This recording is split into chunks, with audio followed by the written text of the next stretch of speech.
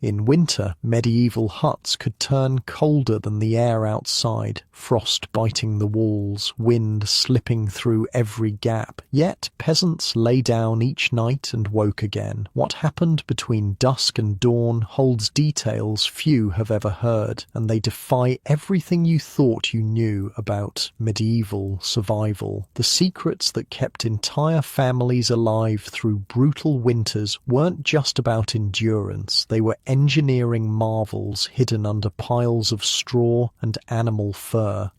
Here's what it was really like to survive a winter night in medieval Europe.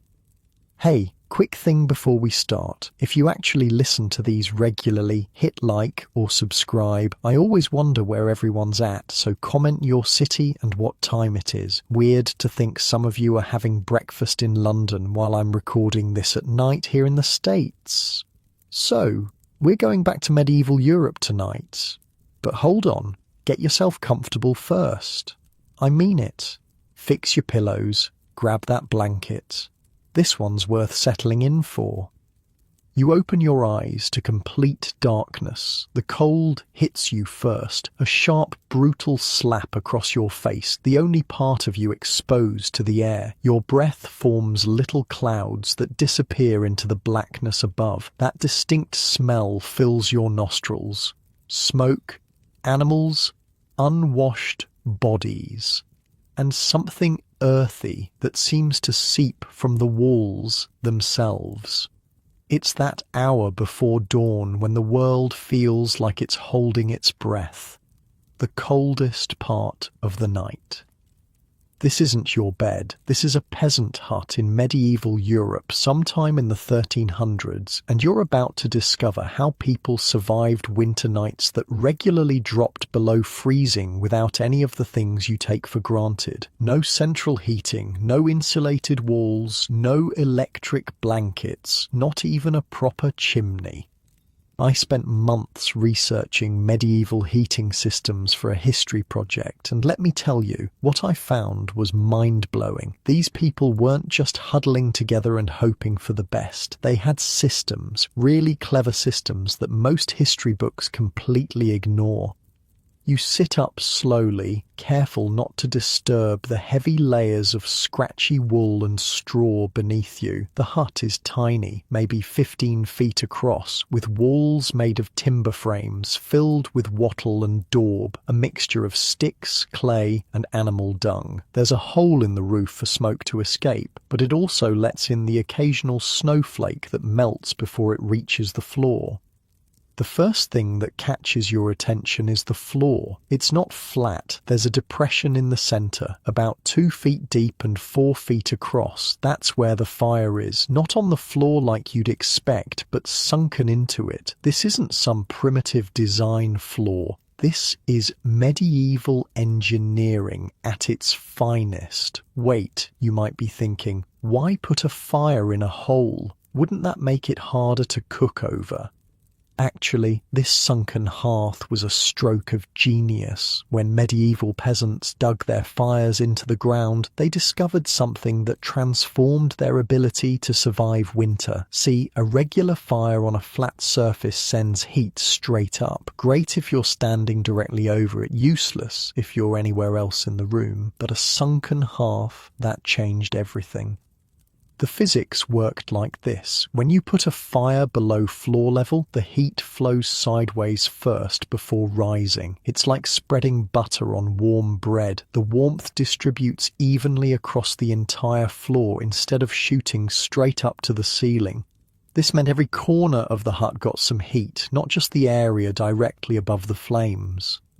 And those stones surrounding the hearth, they're not just to prevent fires from spreading. Those heavy rocks absorbed heat all day and kept radiating warmth hours after the flames died down. They worked like medieval heat batteries, storing enough warmth to keep toes from freezing until sunrise. Okay, but what kind of stones? I literally spent hours researching this because it matters. River rocks. They worked best because they held heat longest without cracking under thermal stress. Medieval peasants knew this from experience. The wrong kind of stone could literally explode if it got too hot too fast. The old woman tending the fire, you assume she's the grandmother, kneels beside the sunken hearth. Her fingers are gnarled with arthritis, but she moves with the confidence of someone who's done this thousands of times. She stirs the embers with a stick, bringing the fire back to life after its night under a blanket of ash. That's another thing. These fires almost never went out completely. Banking the fire, covering hot coals with ash before bed, kept embers alive all night. It was like putting the heat to sleep instead of killing it. Done right, the buried coals stayed warm until morning and could be revived with a bit of kindling and some strategic blowing. In your head, you're doing the math. No fire for 8 hours, pre-death by freezing. Medieval peasants couldn't just strike a match to start over. Fire was life, and keeping it alive overnight was a skill passed down through generations. The floor under your feet feels unexpectedly warm. Looking closer, you notice it's not just dirt. There's a layer of ash spread beneath the rushes covering the floor. This wasn't laziness or poor housekeeping. Ash contains thousands of tiny air pockets that trap and hold warmth much better than plain dirt. Some peasants even mixed ash with clay for better heat retention, creating a thermal barrier against the cold earth.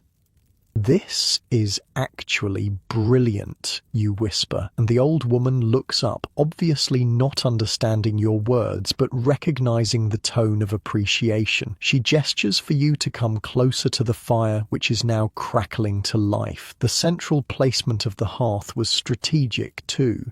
It distributed heat equally in all directions. A wall fire would only warm half the space. This central position ensured every sleeping spot got its fair share of heat. You glance up and notice another key feature of the hut: wooden platforms near the ceiling. These elevated sleeping areas weren't just space-saving measures, they were prime real estate during freezing nights. You see, hot air rises, while cold air sinks toward the floor. Heated air floats up and collects near the ceiling. Those platforms, essentially wooden lofts, captured the warmest air in the hut. The temperature difference between floor level and the raised sleeping area could be several degrees, enough to make the difference between shivering misery and comfortable rest.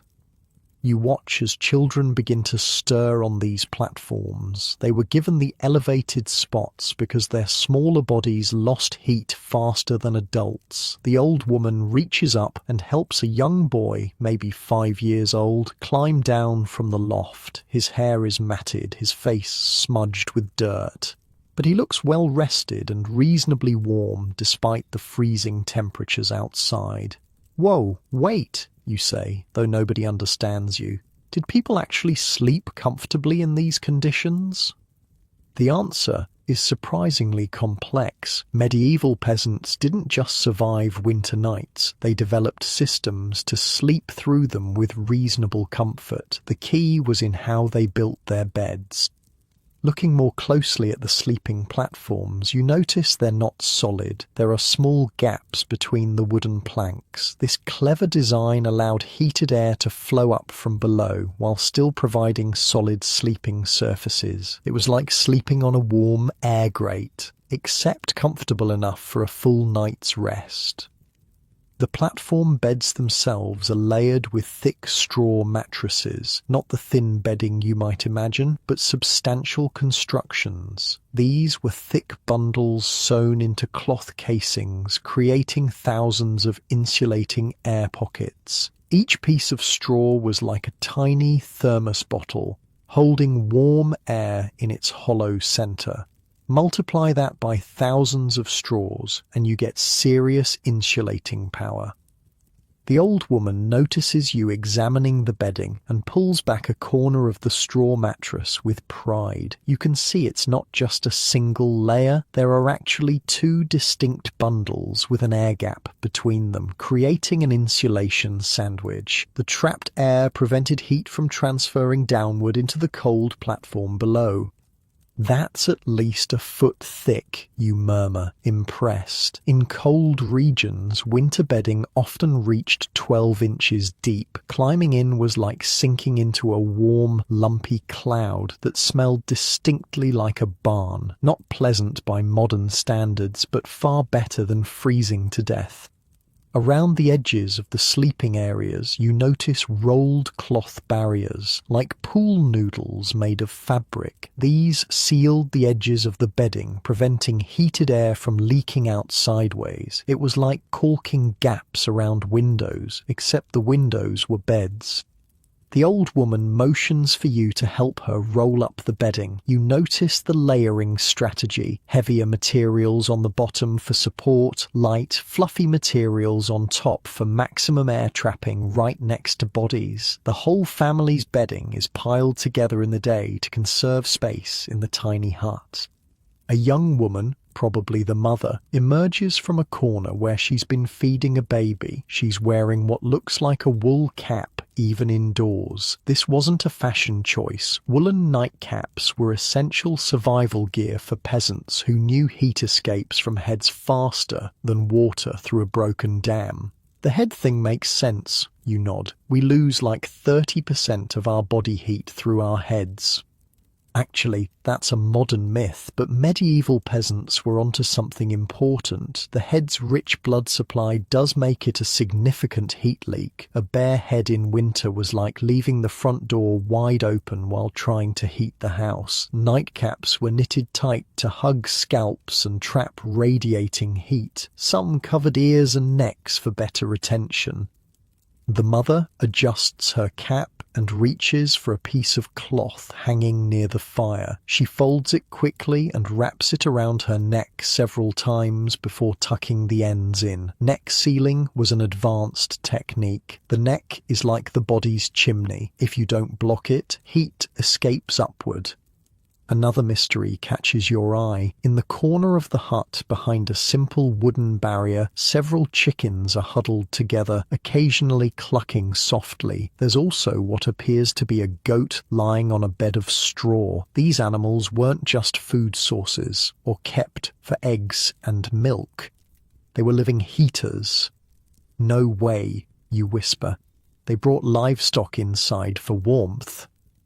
The old woman nods as if understanding your question, pointing to the animals and then hugging herself in a universal gesture for warmth. Farm animals produce body heat constantly without requiring fuel or maintenance. One goat could raise a small hut's temperature by several degrees, like having a furnace that fed itself and provided milk for breakfast. The arrangement was mutually beneficial. The animals received shelter while the humans gained a steady heat source that never went out. Different animals offered different heating benefits. Pigs generated intense warmth from their body mass, while chickens worked well in groups, multiplying their heating effect through clustering. The barriers separating animal areas from human sleeping spaces meant heat benefits without having to share beds with livestock. It was like having roommates who couldn't complain but made barnyard comments at inconvenient hours. The positioning of animals within the hut was strategic too. Larger animals were kept near the center where their heat could reach everyone. Smaller animals like chickens were placed in corners, creating heated pockets perfect for children to sleep near. You notice something else interesting about the animals. Their bedding. The straw under the goat and chickens isn't just for their comfort. It serves double duty as hut insulation. Their breath adds warm, moist air that feels more comfortable than dry heat, like having multiple humidifiers that generated heat without electricity. The timing worked perfectly too. Animals are most active in evenings and early mornings, producing peak warmth when humans needed it most. Natural biological rhythms aligned with human heating requirements. But the smell, you think, wrinkling your nose. And yes, the odor is strong. A mixture of animal waste, unwashed bodies, smoke, and the earthiness of the structure itself. But freezing to death has a worse odor. Survival meant accepting the less pleasant aspects of effective heating. The old woman catches your expression and laughs, making a similar face and pointing to the animals. Some things transcend language. She shrugs as if to say, "Yes, it stinks, but we stay warm." The father of the family stirs now, rising from his sleeping spot on the floor near the fire. Unlike the children, adults often slept at ground level to tend the fire during the night. He stretches and immediately moves to check the animals, adding some feed to keep them generating maximum heat. Well-fed animals generated more body heat. It was like biological central heating that also produced eggs, milk, and eventually meat. The arrangement required careful feed planning to maximize heat production during the coldest parts of winter. What's really crazy, you think to yourself, is that this isn't random. This is a system. And you're right. These weren't desperate people doing whatever they could to survive. This was sophisticated engineering using available materials and a deep understanding of heat, insulation, and biology. The entire family is awake now, moving through what is clearly a well-established morning routine. The father adds wood to the fire while the mother prepares a simple breakfast, a pot of something porridge-like cooking over the flames. The children fold bedding and help with chores. You notice something odd about their movements. They all seem to be following the heat. As the fire grows stronger, family members shift position, capturing maximum warmth while completing their tasks. It reminds you of cats seeking sun patches across a floor. "So wait," you say aloud, though they don't understand. "Did medieval peasants just shiver all winter and hope for the best? Or did they actually sleep through the night?" The answer, you discover as the day unfolds, is neither. Medieval peasants didn't sleep straight through winter nights at all. They practiced a form of segmented sleep that worked perfectly for their survival needs. As the grandmother stirs the porridge, she begins telling a story to the smallest child. You don't understand the words, but the rhythm is soothing, almost hypnotic. The older woman gestures to the fire, then to the sleeping platforms, then makes a motion like banking the flames. She holds up 2 fingers, then closes her eyes briefly, then opens them wide, then closes them again. It suddenly clicks. She's describing their sleep pattern, first sleep and second sleep, with a period of wakefulness in between. It wasn't poor sleep, it was intentional scheduling that gave time to tend fires during the coldest, most dangerous night hours. The pattern went like this: bed after sunset for about 4 hours, a natural middle night awakening for 1 to 2 hours of activity, then second sleep until dawn. The timing aligned perfectly with natural body rhythms and practical heating requirements. That's actually healthier than how we sleep now, you realize. Modern research suggests humans naturally tend towards segmented sleep when not influenced by artificial lighting and strict schedules. The grandmother mimes tending the fire during that middle night awakening, then checking on the children, adjusting bedding and other essential tasks. The wakeful period served multiple practical purposes beyond fire management. You realize you're witnessing something remarkable, not a primitive struggle for survival, but a sophisticated system that worked with nature instead of against it. These peasants weren't just enduring winter, they had mastered it using nothing but careful observation, generational knowledge, and materials they could gather from their immediate environment.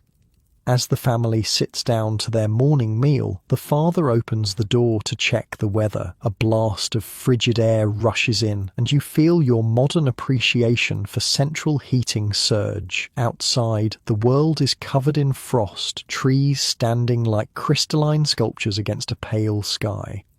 But inside this humble hut, despite the simplicity and the smell, it's surprisingly comfortable. Not warm by modern standards, certainly, but survivable. Even pleasant in its way.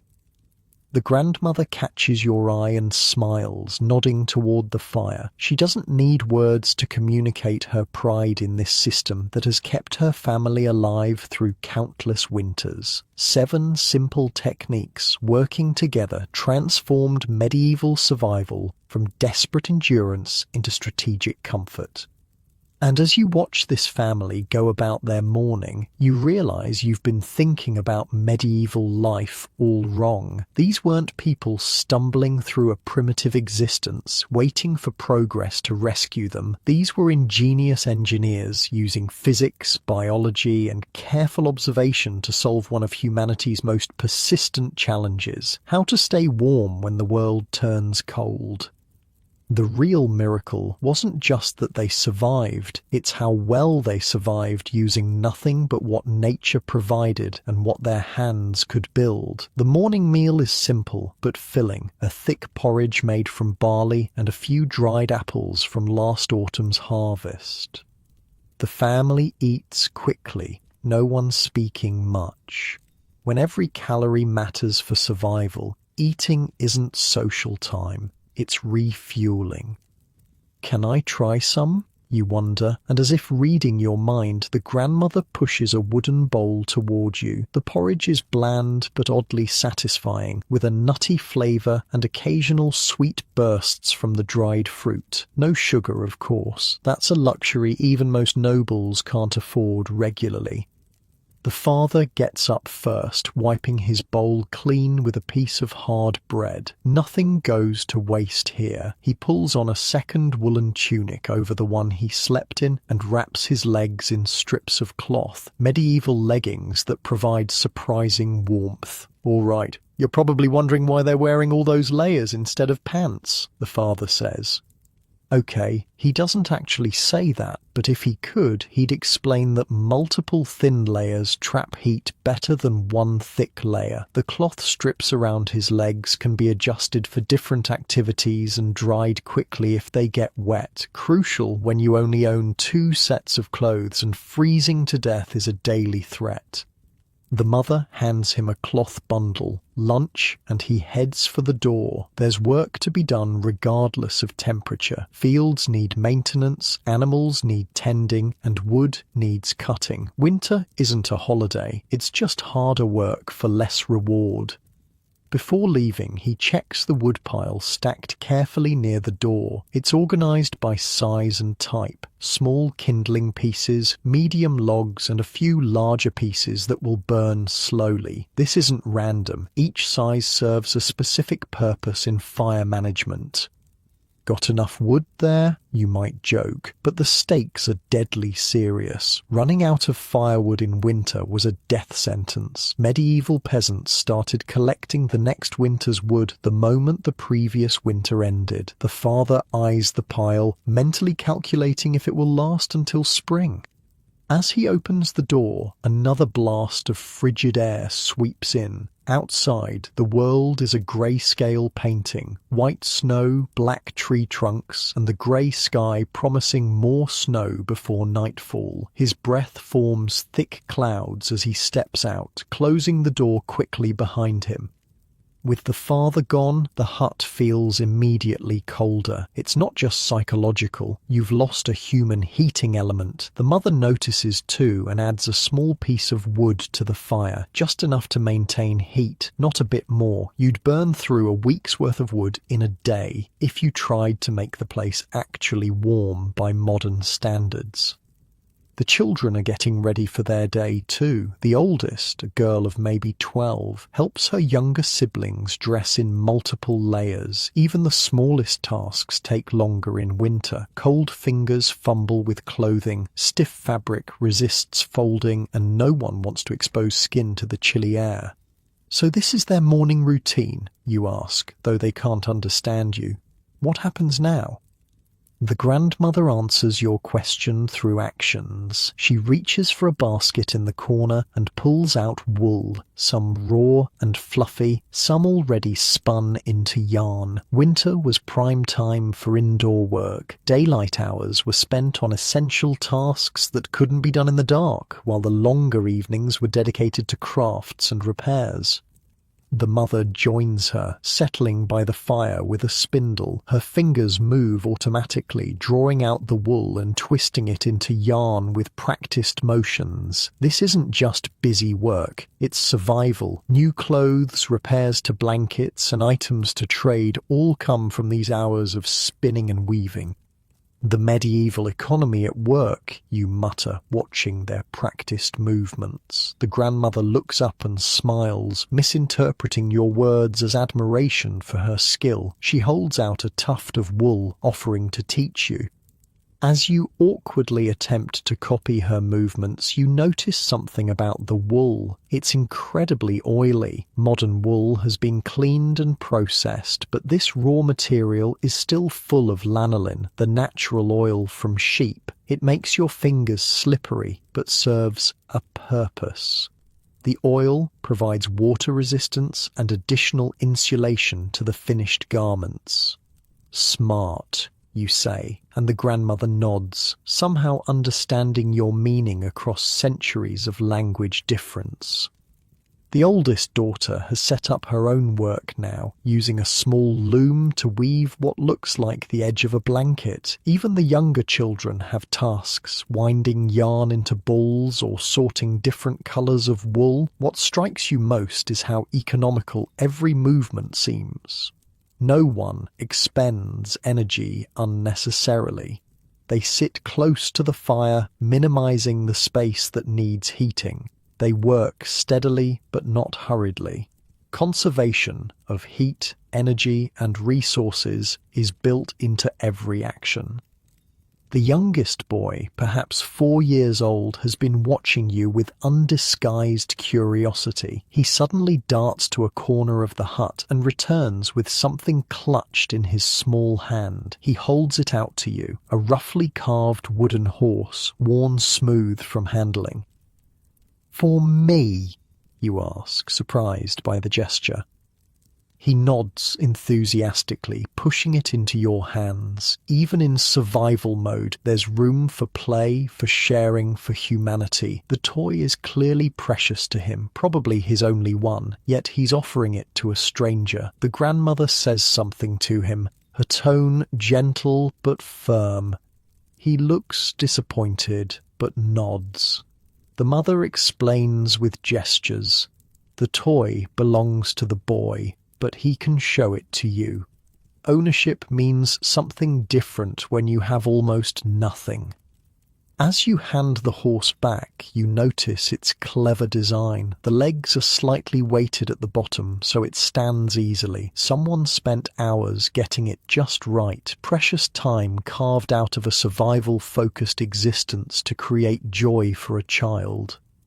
Midday approaches, marked by the changing angle of the pale sunlight filtering through the small window openings. These aren't glass windows. Glass is far too expensive for peasant homes. Instead, they're openings covered with oiled parchment that lets in some light while keeping out the worst of the wind. The coverings can be opened in summer for ventilation, but remain tightly sealed in winter.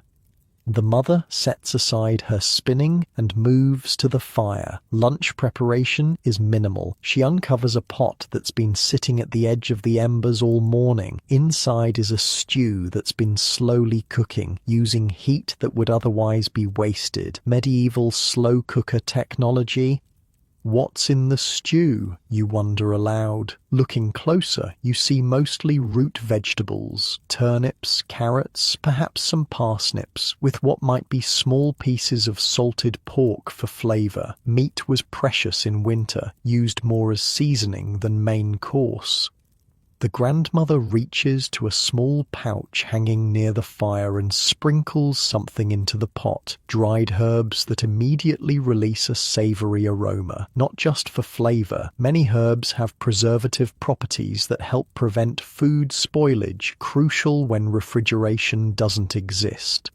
One of the middle children, a boy of perhaps 7, has been coughing intermittently. The grandmother notices and retrieves another small pouch, this one containing what looks like dried leaves. She drops a pinch into a cup, adds hot water from the pot near the fire, and hands it to the boy. Medieval medicine? you guess. Herbs weren't just for cooking. That simple tea might contain thyme, antiseptic properties, elderberry, immune support, or any number of local plants with medicinal uses. Modern pharmaceuticals are isolated versions of compounds these people were already using, albeit less precisely. The boy makes a face at the bitter taste, but drinks obediently. Getting sick in winter could be a death sentence. Everyone knows this, even the children. As the family gathers for the midday meal, you notice something else, their rotating positions. Those who sat closest to the fire this morning now move to outer spots, allowing others to take the warmest places. It's an unspoken system of heat sharing that ensures everyone gets time in the warmest spots. The stew is distributed in wooden bowls, with slightly larger portions going to the father, who returned briefly for the meal, and the oldest children. Those who burn more calories get more fuel. Simple survival math. No one complains about the distribution. This isn't unfairness, it's efficiency. They're going to need bread with that, right? You think, looking for the standard medieval accompaniment. But bread is surprisingly absent. Baking requires significant fuel for heating an oven, a luxury reserved for perhaps once a week, not daily consumption. The dense porridge and stew provide calories more efficiently. After the meal, the father returns to outside work, while the mother and older children prepare for one of the day's most important tasks, water collection. In deep winter, this means breaking ice on a nearby stream or melting snow. Either way, it's dangerous, cold work that can't be avoided. Water is non-negotiable for survival. Two of the children grab wooden buckets and follow their mother outside, wrapped in every available layer. The youngest children stay with the grandmother, who immediately puts them to work sorting beans, removing any damaged ones from what might be seed stock for spring planting. You're struck by how there's no idleness. Every moment contains purpose. Every action serves survival. Yet it doesn't feel frantic or desperate. Just methodical and necessary. With fewer people in the hut, the grandmother banks the fire slightly, preserving precious wood. She notices your interest and gestures for you to come closer. She points to the fire, then to different sections of wood stacked nearby, clearly wanting to explain something. Fire management, you guess?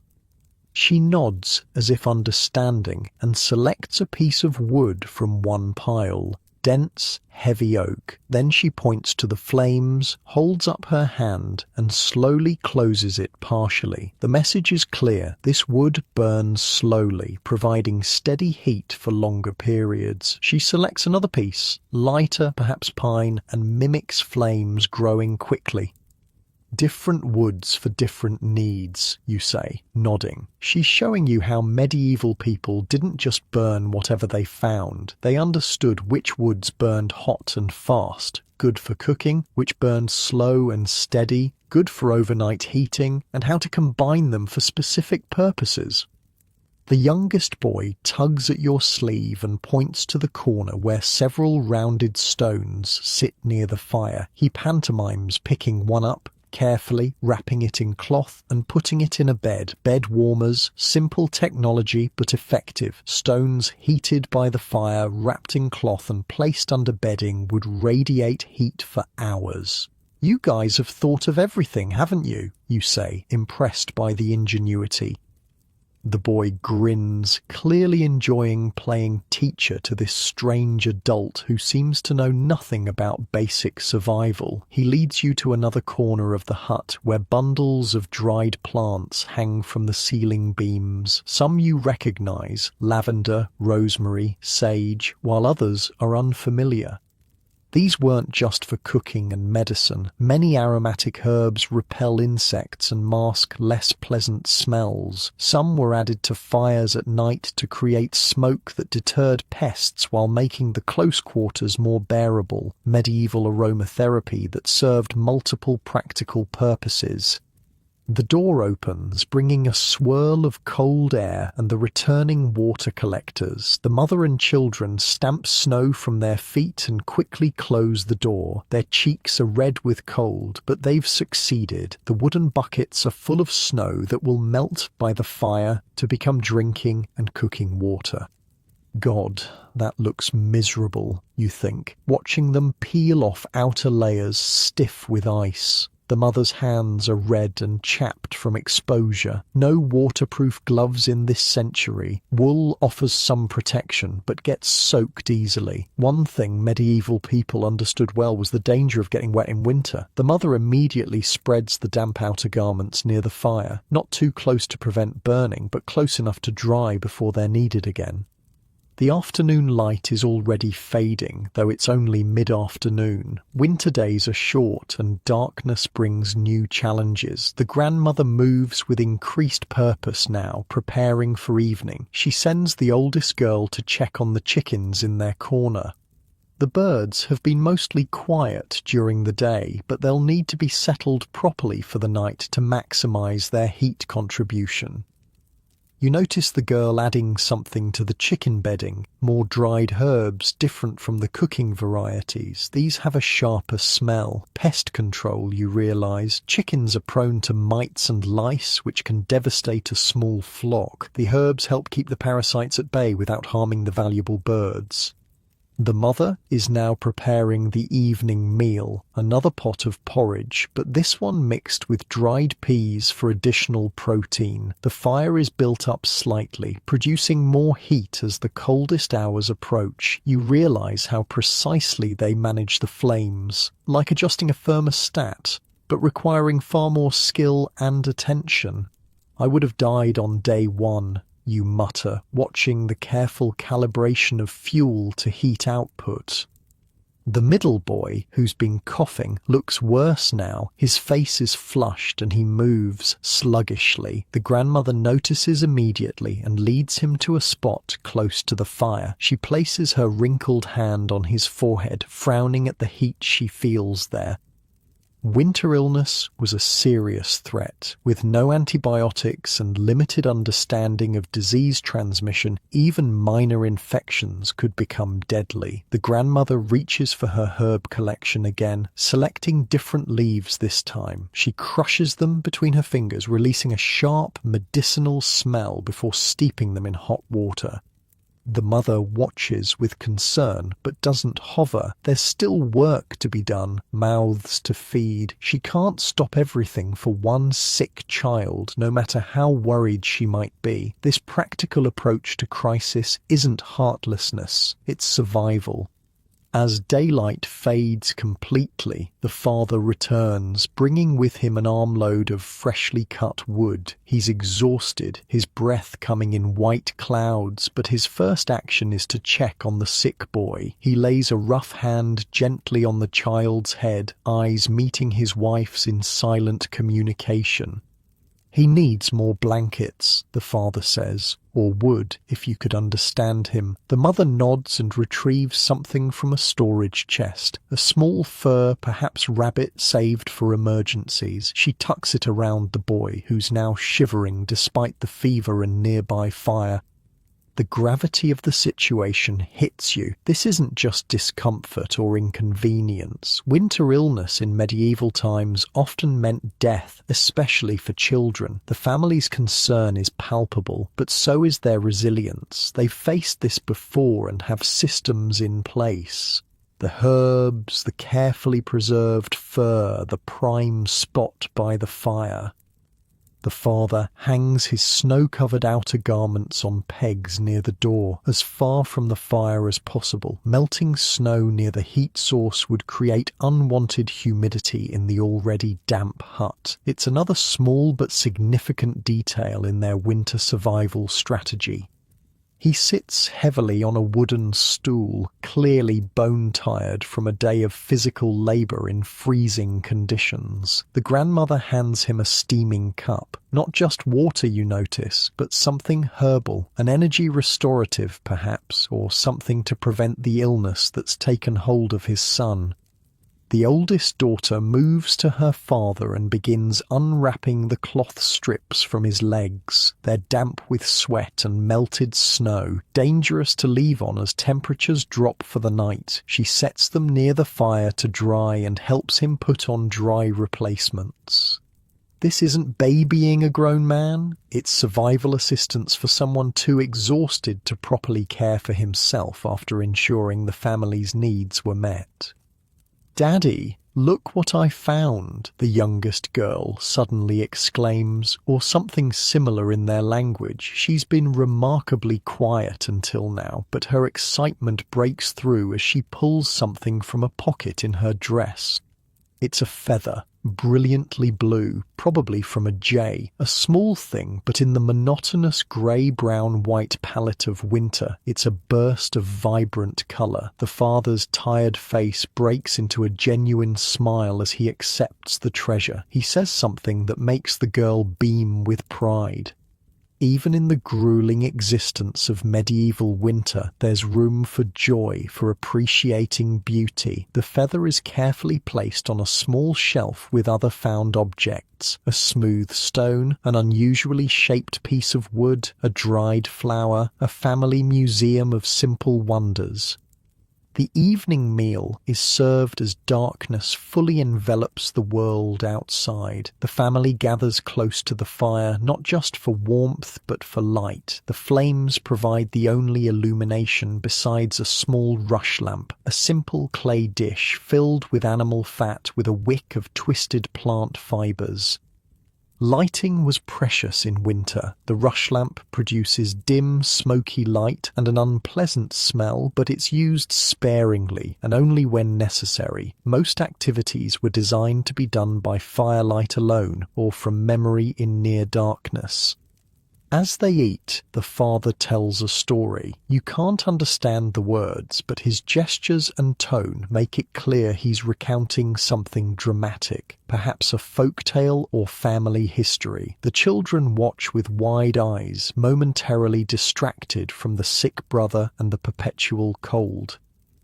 Entertainment when Netflix isn't an option, you think, watching their rapt faces. Storytelling wasn't just pastime, it was cultural preservation, education, and community building all at once. Stories got families through long winter nights for centuries before electric lights and digital screens.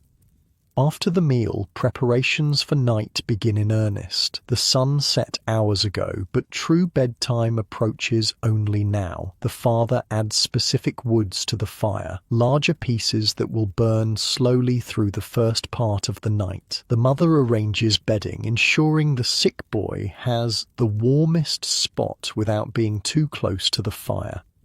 The grandmother is preparing something at the edge of the hearth, heating stones that will go into the bedding. She's carefully selected rounded stones with no cracks that might expand and break when heated. She tests each one with a drop of water. If it sizzles too violently, the stone is too hot and might burn the bedding. This isn't casual work, it's precision engineering with the simplest materials. The chickens are settled in their corner, huddled together for warmth. The goat has been brought inside now that temperatures are plummeting. It protests briefly at being tethered in its designated area, but soon settles on the straw bedding prepared for it. Each family member has specific night preparations. The oldest girl checks that all outside garments are properly positioned to dry overnight. The middle children ensure water is available, a critical resource if someone wakes thirsty in the night. The youngest help spread fresh rushes on areas of the floor that have become damp or dirty during the day. The grandmother is now preparing something special, a warm drink for everyone before bed. It smells sweet and herbal, perhaps containing honey saved from summer. This isn't just comfort. Many herbs promote sleep and relaxation, critical for proper rest during the stressful winter months. As the family settles for the night, they don't simply lie down and expect sleep to come. There's a rhythm to their bedtime routine, a careful choreography developed over generations of winter survival. The father banks the fire, not extinguishing it, but carefully covering hot coals with ash to slow the burn rate while preserving the heat source. It's a delicate balance, and he takes his time getting it exactly right. Too much ash will smother the coals, too little will let them burn too quickly. Done perfectly, the banked fire will maintain minimal heat through the first sleep period. Each person puts on sleep caps if they weren't already wearing them. Some wrap additional cloth around their necks or over their mouths and noses, breathing warmers that capture exhaled heat and use it to warm incoming cold air. The mother checks each child one last time, tucking bedding around them to eliminate drafts. She pays special attention to the sick boy, whose coughing has settled somewhat but whose forehead still radiates heat.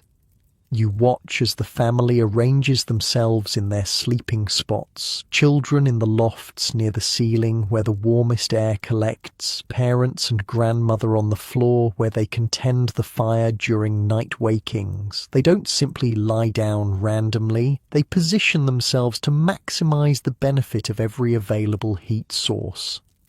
"Good night," the father says, or whatever the medieval equivalent might be. One by one, the family members settle into their bedding, creating small nests of relative warmth in the increasingly cold hut.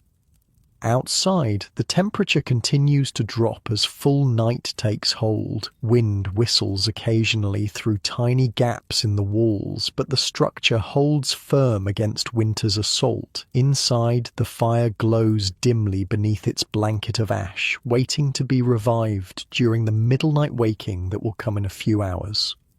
As the family drifts toward their first sleep of the night, you're struck by the immense knowledge embedded in their simple actions. Every movement, every decision reflects generations of accumulated wisdom about surviving winter with minimal resources. These weren't people blindly enduring hardship. They were skilled practitioners of survival arts that most modern humans have completely forgotten. The complex heating system, the strategic use of every material, the careful management of resources, all of it speaks to sophistication rather than primitiveness.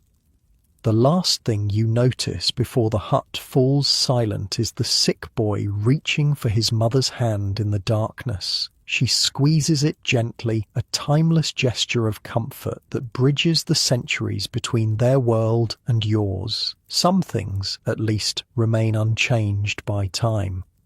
You drift off as well, lulled by the rhythmic breathing of the sleeping family and the occasional soft pop from the banked fire. The hut is never truly dark. The covered embers provide a dull orange glow that casts long shadows across the walls. It's not peaceful silence like modern sleep. There's the constant rustle of straw as people shift position, the occasional cough from the sick boy, and the soft sounds of animals in their corner. It feels like only minutes have passed when your eyes open again. Something has changed in the hut. The fire has dimmed further, and the temperature has dropped noticeably. Your breath forms thicker clouds now. Outside, the wind has picked up, whistling through the thatch and making the walls creak slightly.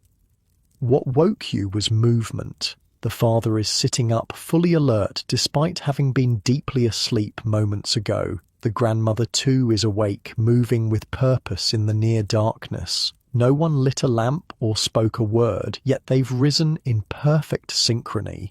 This is what you heard about earlier, the middle night waking.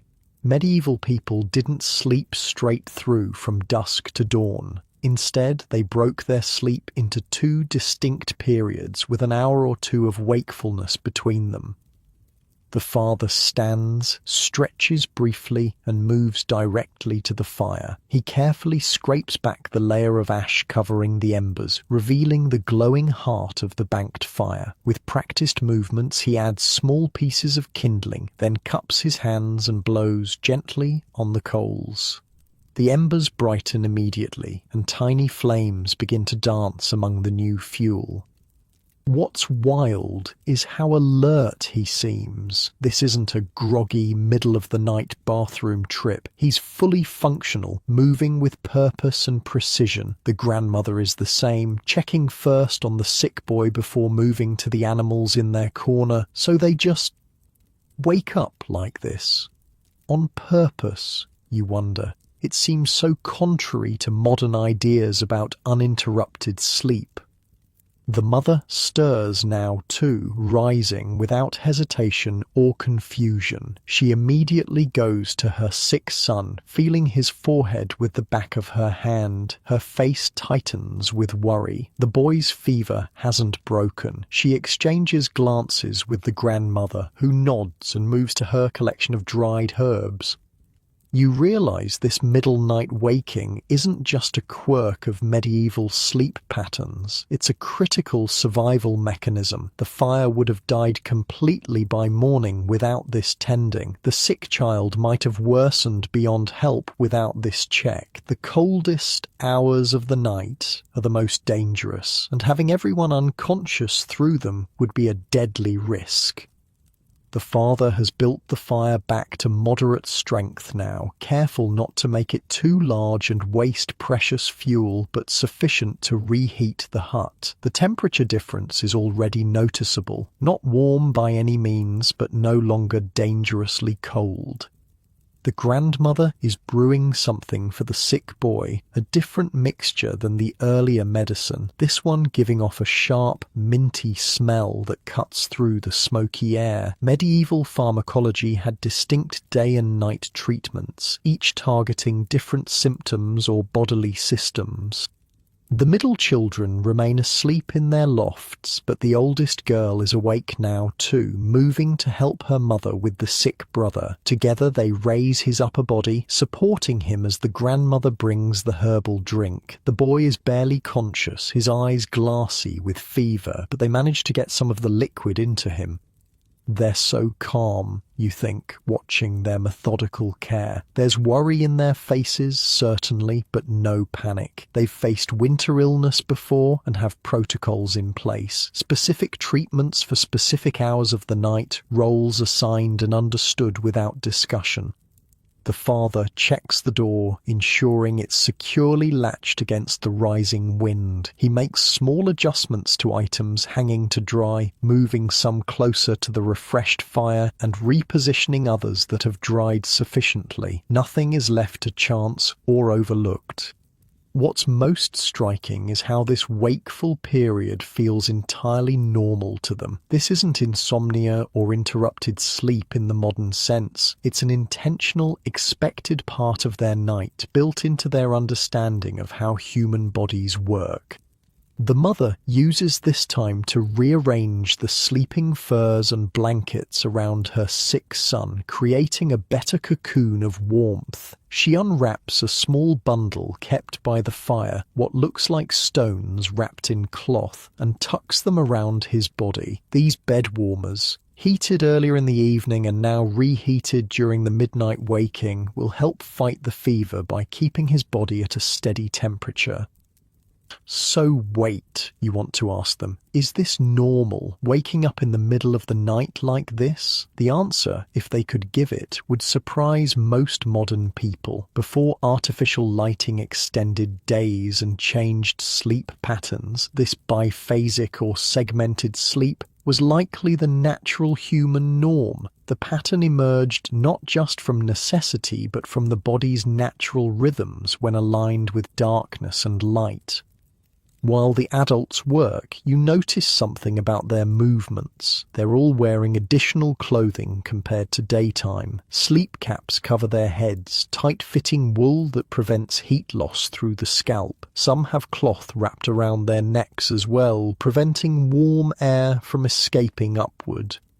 The father's hands are covered too, not with bulky gloves that would make fire tending difficult, but with fitted mittens that leave his thumbs free for dexterity. Medieval people understood that extremities, hands, feet, ears, lost heat rapidly and could make the entire body feel cold, even if the core remained warm. The grandmother is now checking the animals. She places fresh feed for the chickens, who stir sleepily at her approach. The goat receives a quick check of its tether and a handful of dried grasses. These animals aren't just passive heat sources. They require care and maintenance to continue providing their warming benefits. Or weird chicken feeding time, you think, but there's method to this too. The fresh food stimulates the animal's metabolism, causing them to generate more body heat during the coldest part of the night. It's like adding fuel to a living furnace. The father has completed his fire maintenance and now moves around the hut's perimeter, checking for drafts. He pauses at one spot where the wind seems to be finding entry, takes a handful of straw mixed with clay from a container near the door and presses it into the gap. Draft proofing was an ongoing winter battle, with new leaks appearing as structures shifted in freezing and thawing cycles. What's fascinating is how this middle night period creates a different kind of consciousness, not the full alertness of day, nor the deep unconsciousness of sleep, but something in between, a liminal state where essential tasks get done while the mind remains partly in dream space. The mother finishes tending to her sick son and sits by the fire, picking up some mending work she set aside earlier. The quiet hours of middle night were often used for small, simple tasks that required minimal light, repairs to clothing, simple crafts, or food preparation for the coming day. The father joins her, not speaking, but clearly comfortable in the shared silence. He takes out a small knife and a piece of wood, working on what might become another toy, or perhaps a replacement handle for a tool. The soft scrape of the blade against wood joins the quiet symphony of night sounds, the fire's crackle, sleeping breaths, and the wind outside. The grandmother has completed her rounds and now settles near the sick boy, watching his sleep with the focused attention of someone who has nursed many through winter illness. Her gnarled hands hold a strand of beads, perhaps a rosary or some other focus for prayers or meditation. Medieval night wakings often had spiritual dimensions as well as practical ones. So what are they actually doing with this time, you wonder, watching the quiet industry around you? Research suggests this middle night waking served multiple purposes beyond fire tending. It was time for reflection, for processing the day's events or the content of first sleep dreams. Some historians believe it was an important time for memory consolidation and problem solving, the brain working through challenges in this unique state of consciousness. It was also essential social time. In the crowded, busy daylight hours, deep conversation might be impossible, but in the quiet intimacy of middle night, with most children asleep and work set aside, adults could speak of matters too private or complex for daytime discussion. As if confirming your thoughts, the mother and father begin a quiet conversation. Their voices are low, barely audible, but their serious expressions suggest important matters, perhaps concerns about the sick child, plans for stretching winter supplies, or decisions about spring planting. This wasn't idle chat, but essential family governance happening in the only time available for it. The oldest girl has completed her tasks and now sits with her grandmother, listening as the older woman shows her something about the medicinal herbs. Knowledge transfer happened in these moments, critical survival skills passed from generation to generation, in the quiet hours when younger children slept and distractions were minimal. About an hour has passed in this middle night activity when you notice the first signs of transition. The father yawns widely, stretches, and begins preparing for second sleep. He banks the fire again, though not as deeply as earlier. The coldest part of the night is still ahead, and more heat will be needed until dawn. The mother follows suit, checking once more on her sick son before returning to her sleeping place. The grandmother is the last to settle, after placing one more warmed stone near the sick boy. One by one, they wrap themselves in their bedding, adjust their sleeping caps, and position themselves for the second sleep period. What's remarkable is how natural the transition appears. There's no tossing and turning, no struggle to return to sleep as modern insomniacs might experience. They slip back into sleep with the ease of people following their body's natural rhythms rather than fighting against them. And yet, not everyone returns to sleep. The grandmother remains awake, settling into what appears to be a watch position near the sick child. In families with serious illness, night watches would rotate, ensuring someone was always alert to changes in condition or needs for additional care. Before she fully settled, the grandmother did something you didn't notice earlier. She shifted her position slightly, moving to where the father had been sleeping previously. This wasn't random. That spot had been warmed by his body heat and would stay comfortable longer than an unused section of floor. Heat mapping, the strategic use of body warmth, was another survival technique. Family members would sometimes rotate positions during the night, each taking advantage of the residual warmth left by others. Nothing was wasted, not even the heat generated by sleeping bodies.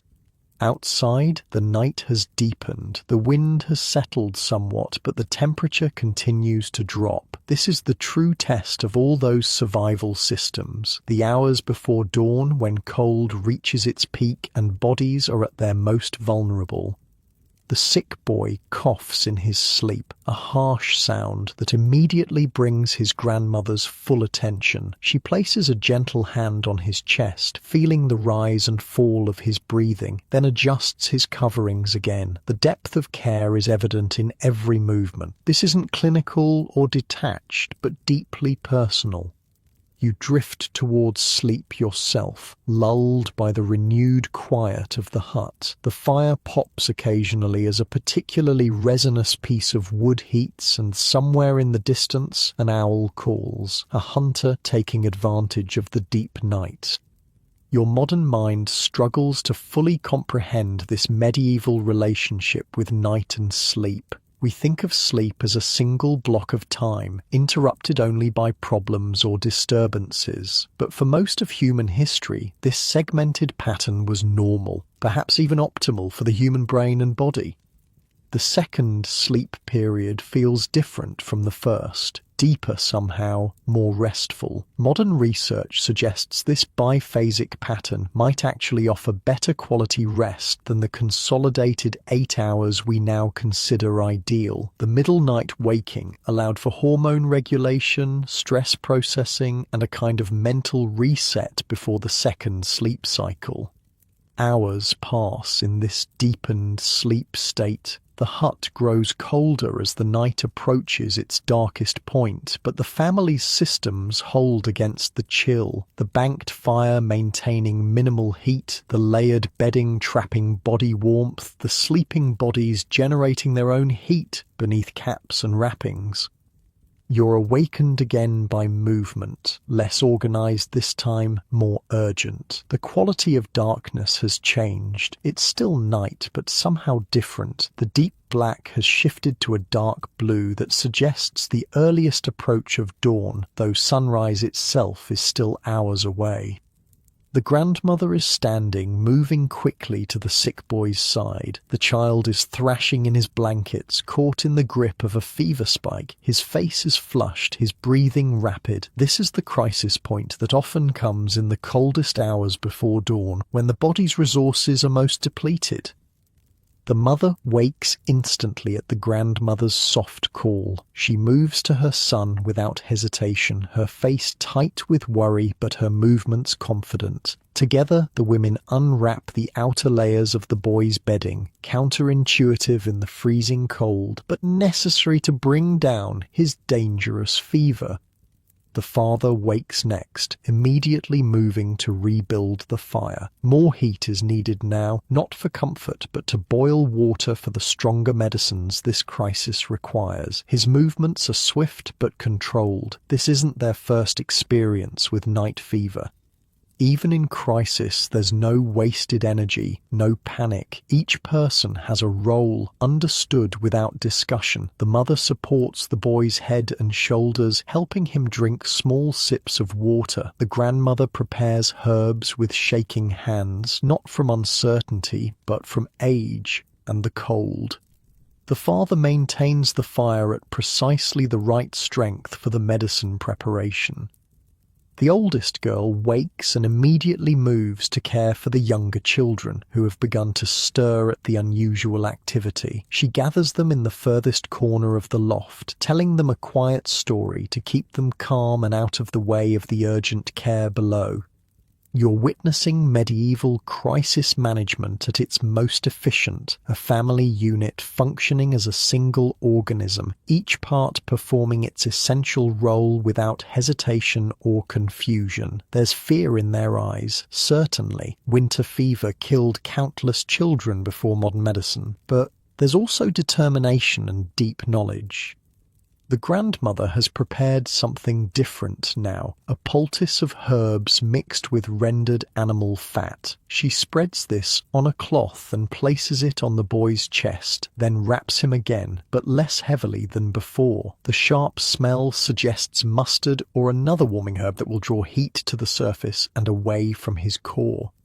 Fever management was sophisticated even without thermometers or modern understanding of infection. They couldn't name the bacteria or viruses, but generations of observation had taught them which symptoms responded to which treatments, when to warm and when to cool, which herbs fought infection and which reduced inflammation.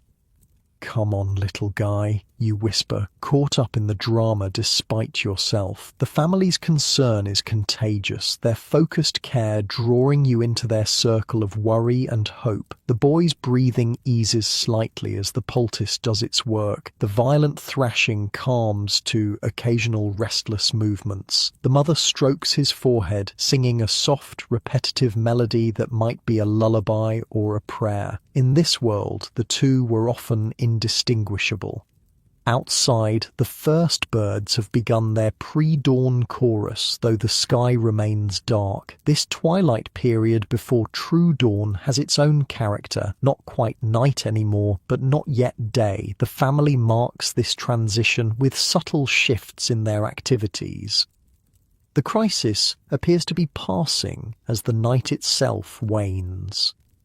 The father adds more substantial wood to the fire, building it higher than it's been all night. Morning fire serves different purposes: cooking, heating water for the day's needs, driving out the deep chill that has settled into every corner during the long darkness.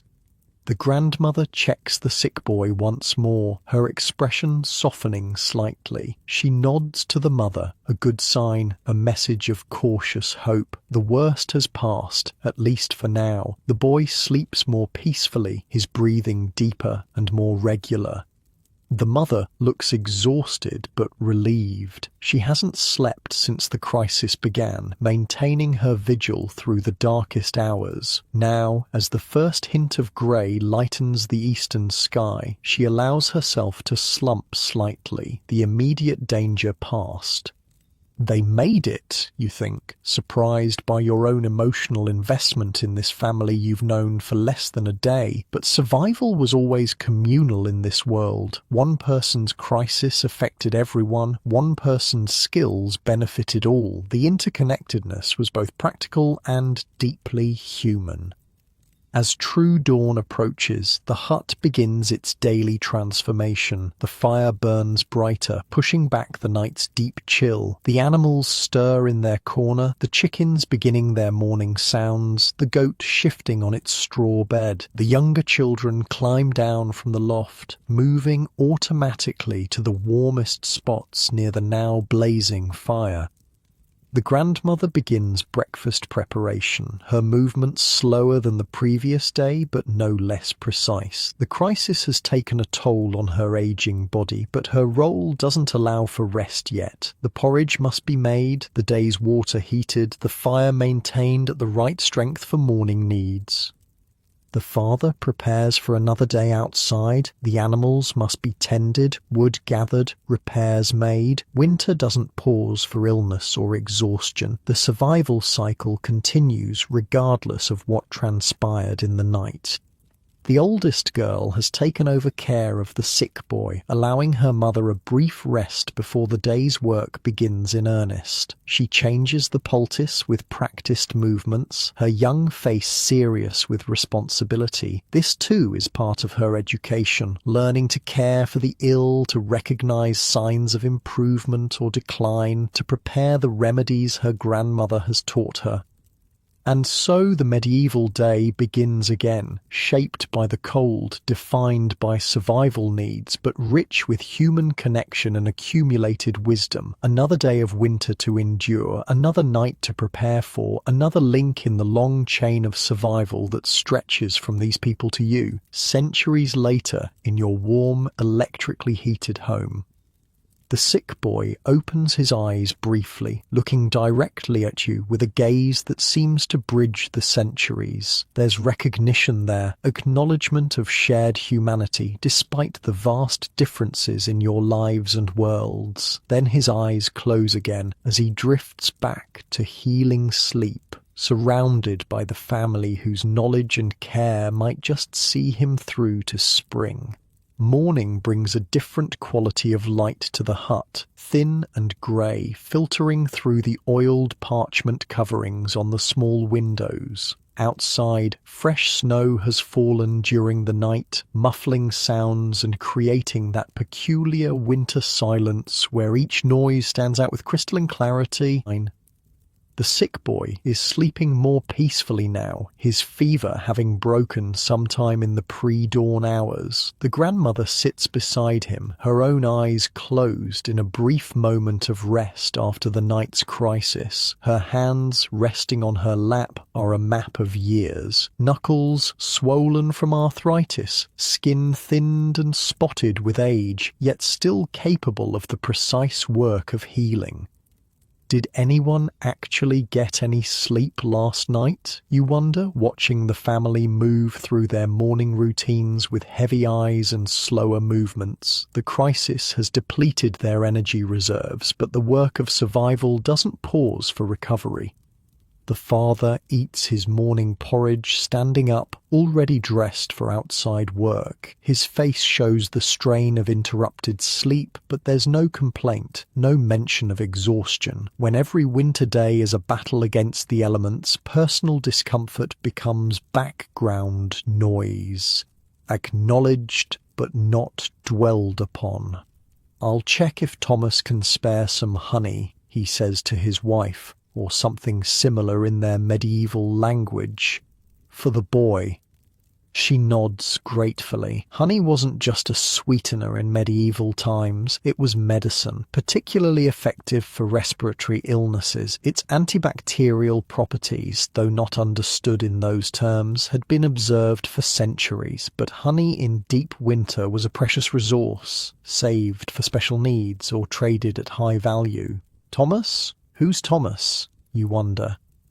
You're about to find out. The father finishes his meal quickly and heads for the door, pausing only to check on his son and exchange a few quiet words with the grandmother. Then he's gone, taking with him a small cloth bundle, likely something to trade for the honey. The mother moves to the fire, adding the morning's water to be heated. The oldest girl has taken over breakfast distribution, ladling porridge into wooden bowls for her younger siblings. There's a rhythm to their movements, a choreography of survival that continues regardless of circumstance. A sharp knock at the door breaks the quiet routine. The mother straightens, wiping her hands on her apron before moving to answer it. The door opens to reveal a woman of similar age, wrapped in multiple layers against the cold. Her cheeks are red from the short walk between huts, her breath clouding in the freezing air. "Sarah," the mother says, or whatever name would have been common in their time and place. The women embrace briefly before the visitor is ushered inside. The door quickly closed against the cold. The visitor immediately notices the sick boy and moves toward him, her face creased with concern. She exchanges words with the grandmother, who nods wearily and makes room for the newcomer to check the child herself. What you're witnessing isn't just a neighborly visit. In medieval villages, certain women became known for their healing skills, not formal midwives or physicians, but respected community healers whose knowledge supplemented each family's basic medical abilities. This woman appears to be one such person, her confident assessment of the boy suggesting experience with winter illnesses. She reaches into a small bag hanging at her waist and pulls out a bundle of dried herbs different from those the grandmother has been using. The two women confer, comparing approaches, combining knowledge. There's no competition here, just collaboration toward the shared goal of the child's recovery. "I told my Jacob to help your man with the north fence," the visitor says to the mother. Again, not the exact words, but the meaning is clear from her gestures and the mother's grateful nod. This is medieval community in action. Word of the family's crisis has spread and help has materialized. Not just medical knowledge, but practical assistance with the father's daily tasks, ensuring survival work continues while the family manages the illness. The visitor doesn't stay long. She has her own household to run, but her brief presence has changed the atmosphere in the hut. The shared burden feels lighter, the mother's face less strained, the grandmother more confident in her treatments now that they've been confirmed by another knowledgeable woman. As the visitor departs, she leaves behind the bundle of herbs and something else, a small clay pot that the mother receives with obvious gratitude. Honey, perhaps, or another remedy too precious to be spared without serious need. Well, that was nice of her, you think, watching the door close behind the departing neighbor. But this wasn't mere niceness. In medieval winter, community cooperation wasn't optional. It was essential survival strategy. Today your child is sick. Tomorrow it might be your neighbor's. The shared knowledge and resources created resilience no single family could achieve alone. The oldest girl has taken the younger children outside for their morning toilet needs, a cold but necessary journey to the household's designated waste area, likely a simple pit latrine at a sensible distance from the hut. Modern bathroom privacy is a luxury these people never expected, especially in winter when speed and efficiency trumped modesty. With the children momentarily absent, the mother and grandmother prepare a fresh treatment for the sick boy. The new herbs are crushed and steeped in hot water, creating a tea that smells sharply medicinal. The grandmother supports the boy's head, while the mother helps him drink the bitter liquid. He grimaces but swallows obediently. Even young children understood the seriousness of winter illness. The hut is warming now as the morning fire reaches full strength. It's still cold by modern standards. You'd probably set your thermostat around 50 degrees if you were trying to replicate this temperature. But after the deep chill of night, it feels almost comfortable. A different visitor arrives, an older man, stooped with age but still moving with purpose. He stamps snow from his feet before entering, bringing with him the smell of wood smoke from a different fire and the sharp winter air. The grandfather, perhaps, or an elder from another household. His visit has a different purpose. He speaks to the mother while looking at the ceiling beams, gesturing upward with concerns evident in his expression. She nods, pointing to areas where the thatch seems thinner or the supporting structure shows signs of strain. Winter brought structural challenges to medieval homes. Snow weight could collapse poorly maintained roofs. Freeze-thaw cycles could weaken daub walls. This elder appears to be conducting an assessment, sharing his experience of building maintenance to prevent disaster. His careful examination of the roof structure and walls is another form of community support. Early intervention could prevent catastrophic failure during the worst of winter. "I'll send the boys tomorrow," he tells the mother, making what seems to be a promise of labor help. Roof repairs, even minor ones, weren't one-person jobs, and with the father focused on his sick son and essential daily tasks, the community steps in to fill the gap. The older man accepts a small cup of something hot, likely not the precious herbs saved for the sick child, but perhaps a tea made from pine needles. Such teas provided vitamin C and other nutrients crucial for winter health, staving off scurvy and boosting immune systems taxed by cold and limited diet. Before leaving, the elder pauses by the sick boy, placing a weathered hand gently on his forehead in what might be a blessing or simply a grandfatherly gesture of concern. These momentary connections, small touches, brief visits, shared knowledge, formed the social fabric that made survival possible. As the morning progresses, the mother begins preparations for the midday meal. She retrieves items from various storage containers around the hut: dried beans that have been soaking since yesterday, preserved vegetables from underground storage, a small piece of salted meat for flavor.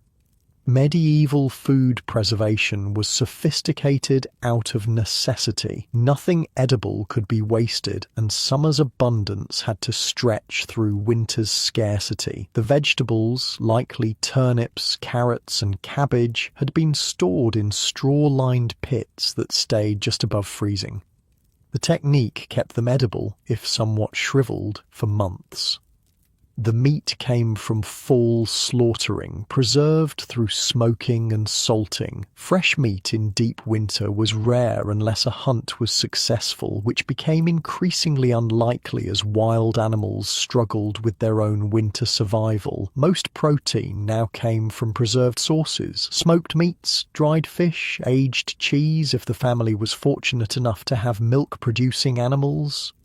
The grandmother has rallied somewhat after her brief rest and now supervises the youngest children, who have returned from their outdoor expedition red-cheeked and hungry. She sets them to simple tasks: sorting beans, breaking preserved vegetables into pot-sized pieces that keep them occupied while contributing to the household work.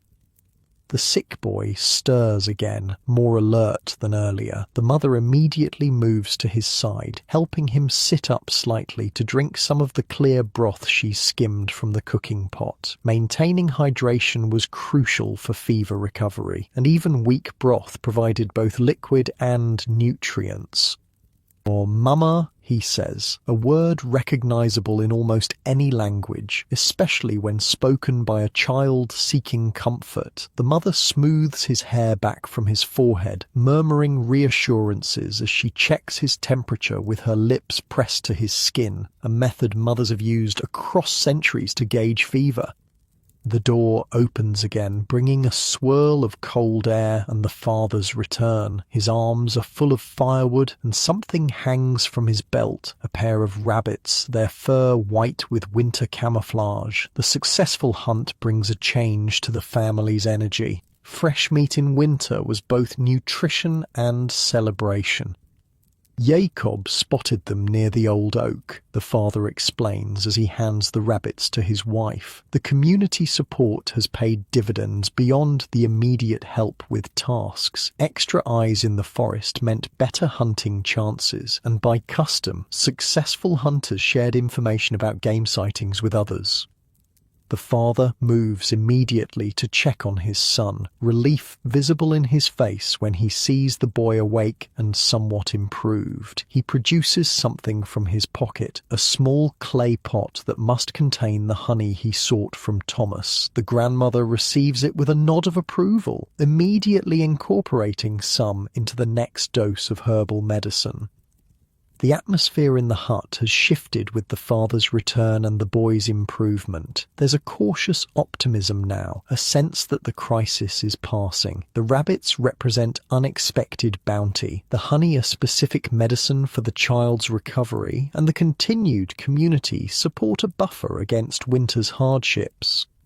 The mother hands the rabbits to her oldest daughter, who takes them outside for the initial preparation. Butchering was not segregated from children's awareness in medieval life. Even young ones understood where food came from and often participated in its preparation from earliest ages. The girl will remove the fur saved for small projects, clean the carcasses, and preserve any parts not used for immediate cooking. Nothing would be wasted. The blood would be collected for sausage or pudding, the organs eaten first as they spoiled quickest, the bones saved for broth, and even the sinew kept for thread or binding material. The fur would become mittens or hat lining, or perhaps a comfort item for the smallest child. The midday meal preparation continues with the prospect of fresh meat adding variety to the planned stew. The mother adjusts her cooking accordingly, setting aside a portion of the rabbit meat to be preserved for future meals. Even in relative bounty, the medieval mind stayed focused on future scarcity. More village children appear at the door, friends of the older children coming to check on the sick boy and perhaps hoping for tasks that might earn them a taste of the rabbit stew. The mother sends them on small errands, bringing a bucket of snow to melt for water, carrying a message to another household, helping the oldest daughter with the rabbits.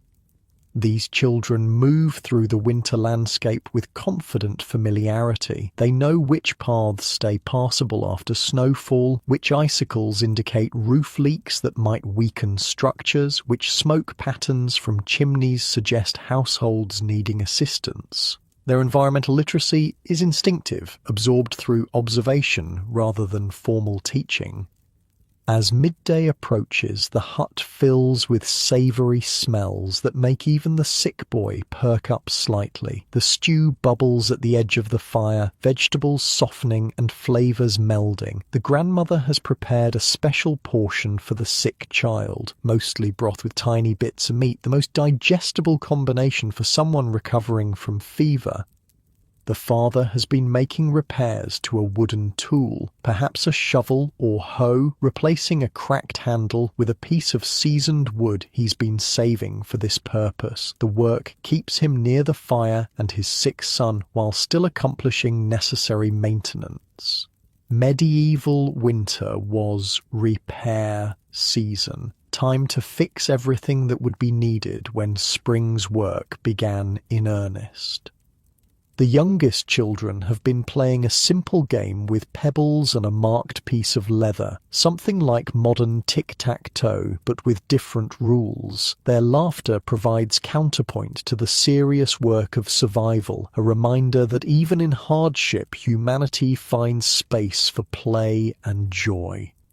The midday meal is served as the weak winter sun reaches its highest point, still pitifully low in the northern sky, providing minimal warmth but crucial psychological comfort with its light. The family gathers around the fire, each accepting their portion with murmured thanks or silent nods.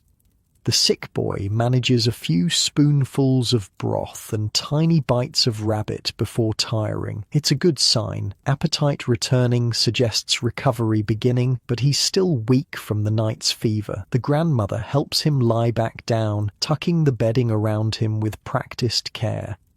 Conversation during the meal is minimal. Practical exchanges about afternoon tasks, updates on the roof concerns, plans for using the rabbit remains. Medieval mealtimes weren't dominated by social chatter, as modern ones often are. Food was fuel, eating was necessary work, and conversation served specific purposes rather than entertainment.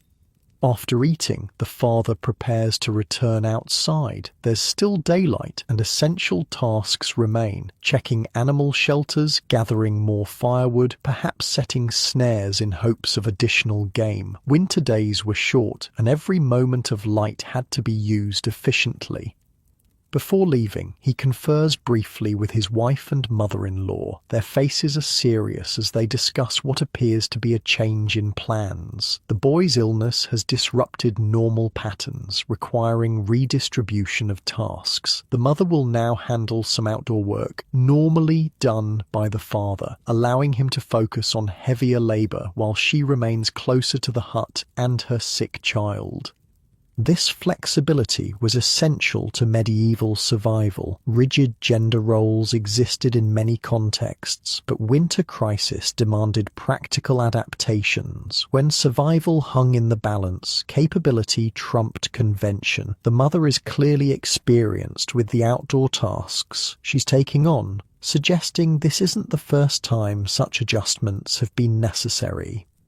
As the father leaves again, the grandmother oversees the meal cleanup, a simple process of scraping bowls clean and returning them to their storage shelf. The cooking pot remains at the fire's edge, the remaining stew continuing to simmer for the evening meal. The oldest daughter takes the used bowls outside to scour them with snow, an efficient cleaning method that required no precious heated water. The hut settles into afternoon rhythm. The grandmother returns to her spinning, the younger children to quiet play or simple tasks. The sick boy drifts between sleep and wakefulness, each period of alertness slightly longer than the last, another good sign. The mother prepares for her outdoor tasks, layering additional clothing and wrapping her legs and feet carefully. Proper preparation for cold exposure was essential knowledge. The difference between discomfort and dangerous frostbite often came down to how garments were layered and secured. "I'll be just behind the storage shed," she tells the grandmother, or words to that effect. "Send Marta if he worsens." Marta must be the oldest daughter, currently feeding kitchen scraps to the chickens in their corner. The mother's outdoor work will keep her within earshot of the hut, close enough to return quickly if needed, but far enough to accomplish necessary tasks. This balance of responsibility was constant in medieval parenting, especially during winter when both childcare and survival work intensified in importance and difficulty. As the door closes behind her, the hut feels different again, quieter with two adults gone, more focused on maintenance than active work. The grandmother hums softly as she spins, the repetitive motion and sound almost hypnotic in the afternoon dimness. The younger children have settled into that peculiar winter state, not quite napping but energy conserved, movements minimal, voices lowered. This conservation mode was another winter survival strategy. Between active work periods, medieval people often entered a state of reduced activity, not true hibernation, but a similar energy-preserving response to cold and limited food. Modern people rarely experience this state, with constant artificial light, stable temperatures, and abundant food disrupting seasonal rhythms. The afternoon deepens, shadows lengthening as the sun begins its early retreat. The light through the small windows shifts from grey to amber, the last direct rays before sunset. Time moves differently here, marked by light quality, fire needs, and body rhythms rather than mechanical clocks. The father returns with more firewood and something else, news that travels through his expression before he speaks. Something has happened in the village. The grandmother straightens, her hands stilling on the wool as she waits for him to explain after he set down his burden. "Ella's time has come," he says simply. The midwife is with her. Birth in winter brought special dangers and needs. The grandmother immediately begins gathering items from her stores: herbs, clean cloths, a small pottery container of what might be rendered fat for a birthing salve. Though not the primary midwife, her experience will be valuable, especially in winter when complications carried higher risks. "I'll go when Martha returns," she tells the father, who nods understanding. The oldest daughter was capable of managing the household and sick child temporarily, but the grandmother wouldn't leave until this relief arrived. The news has shifted the hut's energy again. Birth, like illness, was a community event in medieval villages. Resources would be redirected, tasks redistributed, and support mobilized to protect both mother and newborn during the dangerous winter entry into life. The sick boy has awakened at the activity, his eyes tracking his father's movements around the hut. "Is the baby coming?" he asks weakly, a question that transcends language barriers in its childish curiosity. The father smiles, the first full smile you've seen from him. "Yes," he answers, sitting beside his son. "Another cousin for you, God willing." The family connections are becoming clearer. Ella must be related, perhaps the father's sister or the mother's. The village seems to be a network of interconnected families sharing resources and support across household boundaries when needed. The father uses this moment of connection to help his son drink more of the honey-laced medicine. The boy complies more willingly now, either from improved condition or interest in the birth news. Small motivations could make significant differences in recovery. Something medieval healers understood well from observation. The hut door opens again, admitting the mother and oldest daughter returning together, arms full of gathered materials, some root vegetables unearthed from storage pits, kindling collected from the woodland edge, and a bundle of something that might be reed or straw for craft work. They immediately sense the change in atmosphere, looking to the father for explanation. When he shares the birth news, they too begin preparations, the mother setting aside a portion of the day's bread for the birthing household, the daughter checking stores of clean rags that might be needed.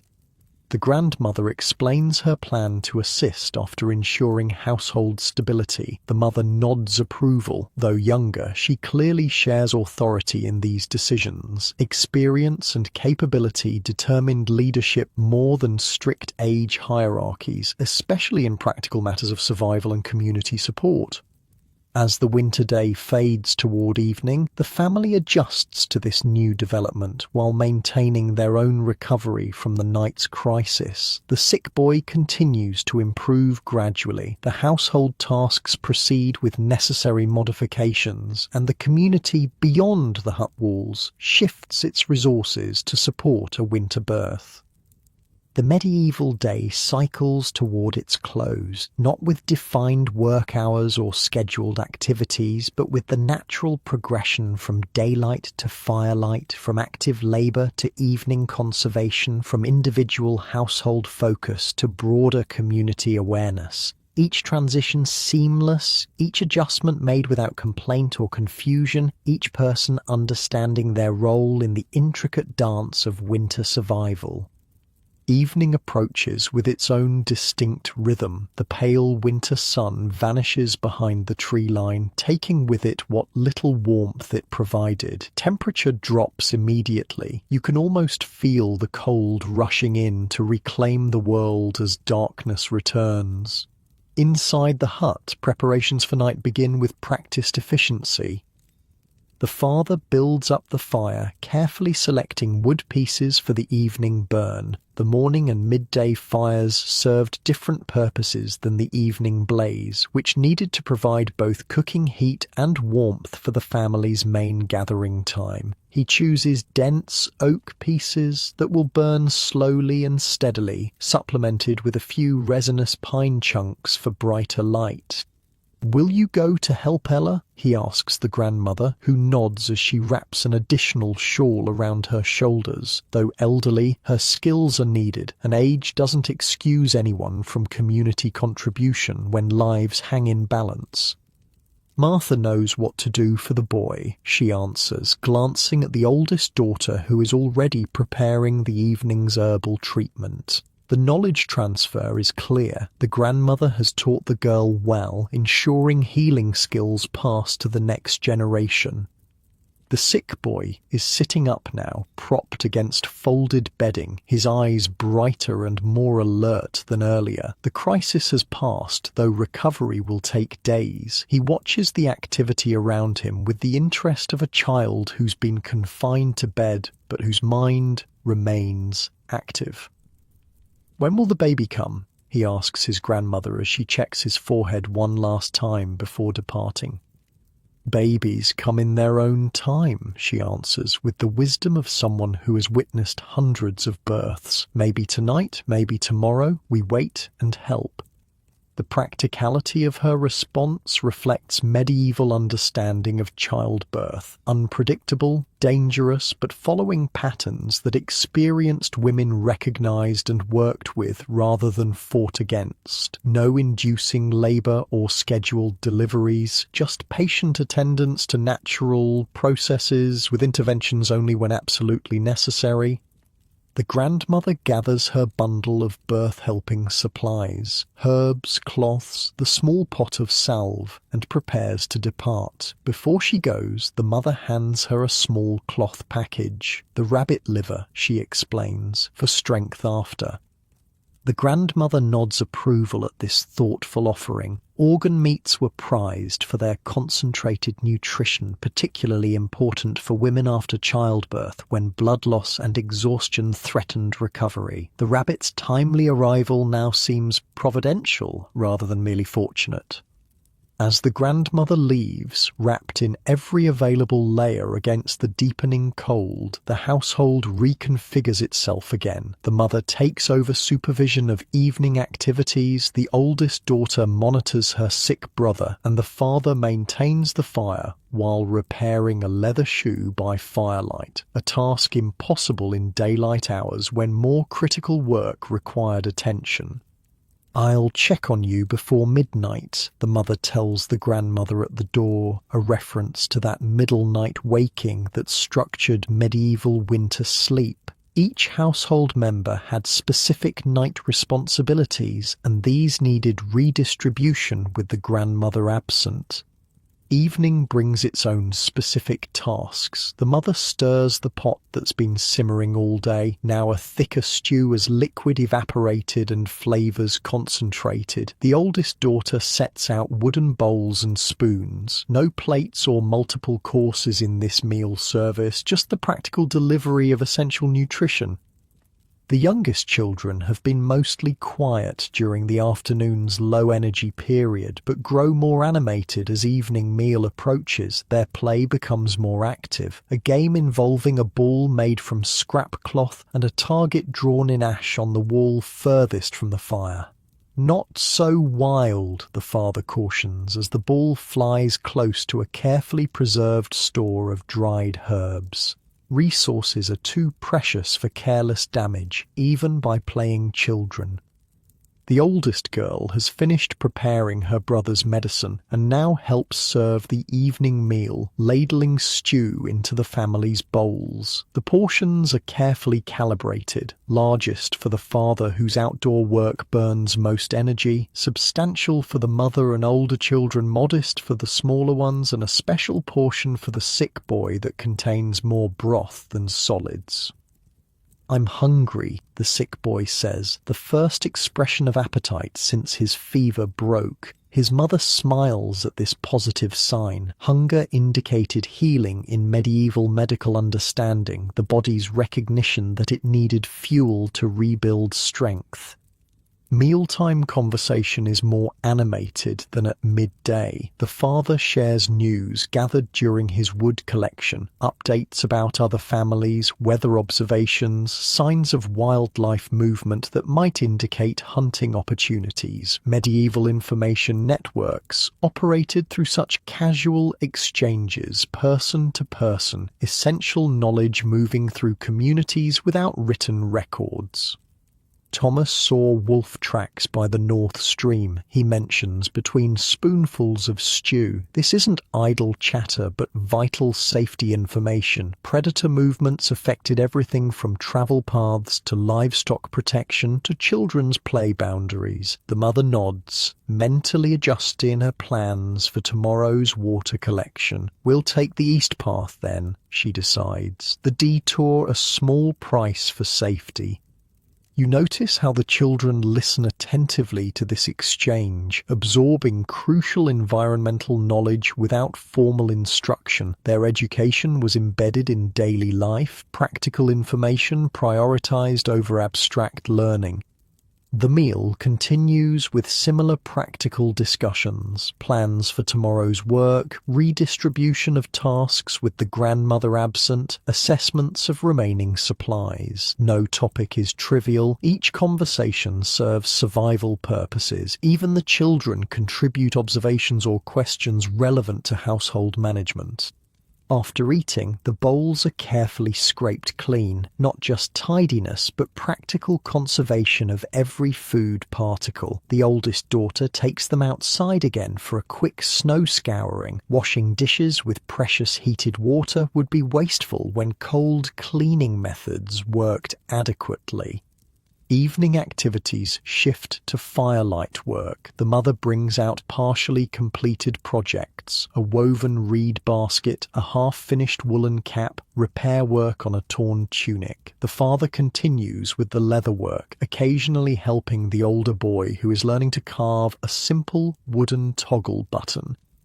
The sick boy watches from his bed, sometimes dozing but increasingly alert. His mother brings him small tasks he can manage while recovering, winding yarn into balls, sorting seeds saved for spring planting, or simply holding items as needed. Idleness wasn't an option even in illness. Contribution to household work began as soon as physically possible.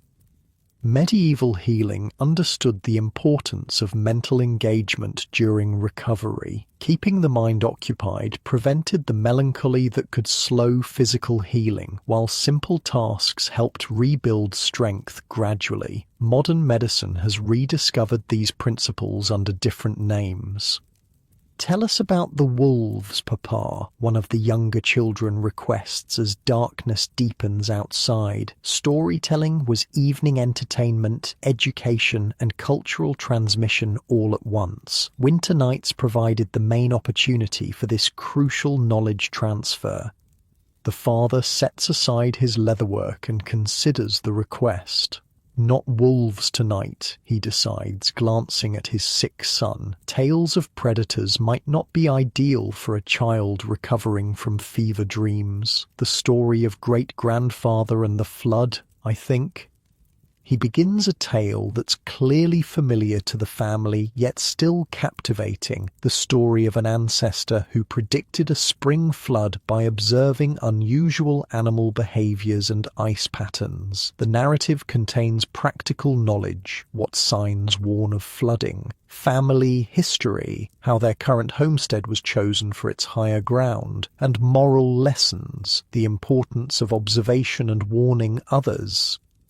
You're struck by how the story serves multiple purposes beyond entertainment. It preserves critical survival information in memorable form, reinforces family identity and resilience, and trains the children's minds in essential observation skills. Nothing is merely diversion. Everything contains practical value. The children listen with complete attention, occasionally asking questions that suggest they've heard this story before but are now understanding new layers of meaning. The father patiently explains historical details or clarifies technical aspects of flood prediction when asked. This isn't passive entertainment but active learning. As the story concludes, the mother checks the sick boy again, feeling his forehead and pulse points with practiced sensitivity. "Better," she pronounces, mixing the next dose of medicine with honey to make it more palatable. Recovery from winter illness followed predictable patterns that experienced caregivers recognized and supported. Outside, full darkness has arrived, and with it the deep cold that makes the hut's walls creak and contract. The father rises to check the door ceiling, pressing additional cloth into gaps where drafts might enter. Every bit of heat conservation matters on winter nights, especially with a sick child still vulnerable to chills. "I wonder how Ella fares," the mother says quietly as she works on the woolen cap, her fingers moving automatically through the familiar motions of knitting. "The grandmother will send word if help is needed," the father answers, his practical tone masking what might be genuine concern. Childbirth in winter carried additional risks, from the cold stress on mother and baby to the difficulty of summoning additional help through snow-blocked paths. The family falls into companionable silence, broken only by the fire's crackle and the soft clicking of knitting needles. Even the children have quieted, either absorbed in simple tasks or beginning to feel sleep's approach. This peaceful evening interval between meal and bedtime had its own important role in medieval life. This quieter time allowed bodies to conserve energy, minds to process the day's events, and families to strengthen bonds through simple presence. Modern research suggests such low stimulation periods are essential for mental health and information processing, something medieval people understood intuitively, if not scientifically. The peaceful interval is interrupted by a knock at the door. The father rises immediately to answer it, admitting a young man stamping snow from his feet, perhaps 16 or 17, bundled against the cold and slightly out of breath from running. "The grandmother sent me," he explains between puffs of visible breath. "She asks for more cloths and the raspberry leaf from your stores." He looks at the mother, who nods understanding, and moves to collect the requested items. Raspberry leaf was known for its effects on the womb, used to strengthen contractions when labour slowed. The request suggests Ella's birth is progressing but needs some assistance, not yet an emergency, but requiring additional resources.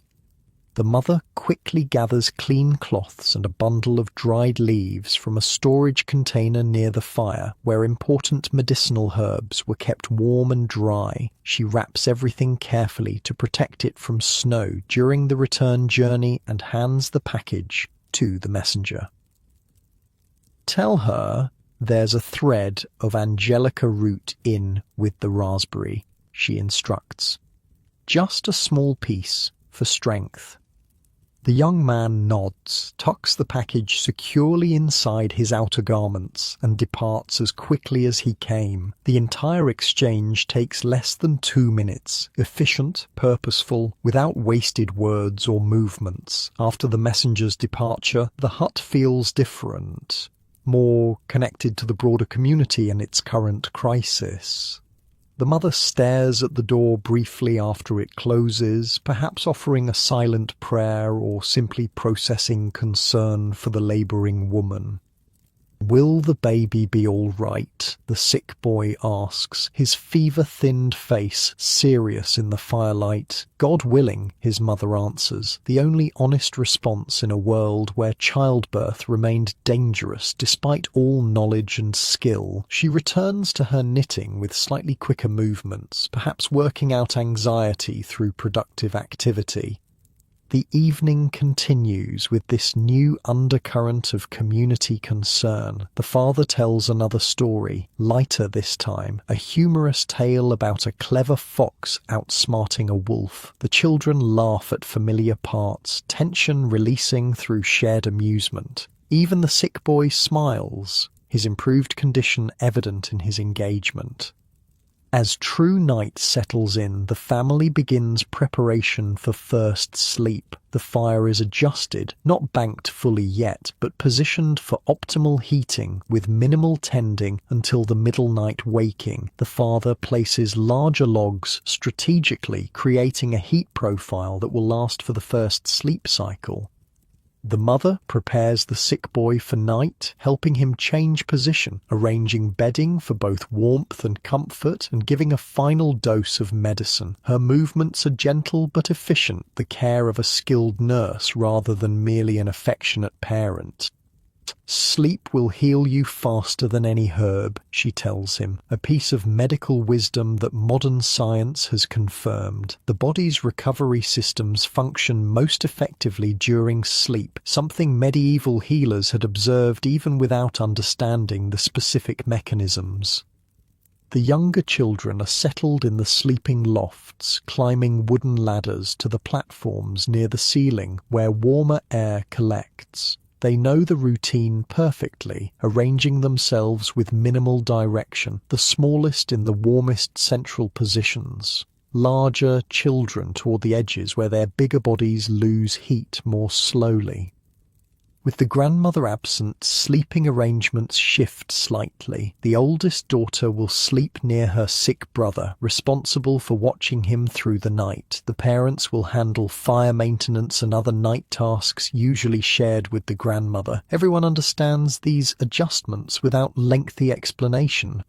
Nightcaps are distributed and put on, woolen coverings that prevent heat loss through the head. Some family members wrap additional cloth around necks or across faces, the medieval equivalent of balaclavas, trapping warm breath and protecting vulnerable facial skin from cold. The father makes a final check of the hut's security. Door firmly latched, window coverings secure. Any food remains protected from potential vermin. Medieval knights carried threats from both the cold and opportunistic creatures seeking warmth or food. A secure shelter addressed both concerns. Before fully settling, the mother places warmed stones in strategic locations, near the sick boy's feet, at the corners of sleeping areas, beside water containers to prevent freezing. These heat reserves will slowly release warmth through the first sleep cycle, supplementing body heat and fire warmth in the increasingly cold night.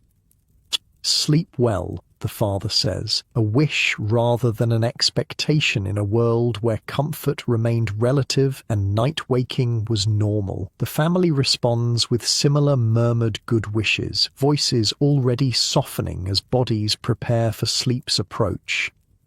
The hut grows quieter as movement ceases and breathing slows. Outside, the winter night deepens, stars appearing in crystal clarity as the temperature drops further. Inside, the family lies wrapped in layers of wool, fur and fabric, creating individual cocoons of trapped body heat within the larger envelope of the hut's sheltering walls. You find yourself drifting towards sleep as well, lulled by the fire's diminishing crackle and the soft, regular breathing of the family around you. The last thing you notice before your eyes close is the sick boy's face, peaceful now in sleep, his fever broken and recovery underway. One small victory against winter's many challenges.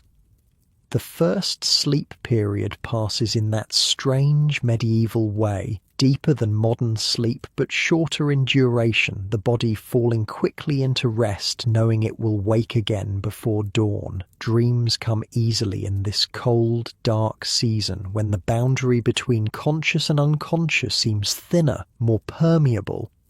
You wake suddenly, unsure at first what disturbed your sleep. The hut is darker now, the fire burned down to glowing coals that provide minimal light and reduced heat. The temperature has dropped noticeably, your breath forming visible clouds in the chill air.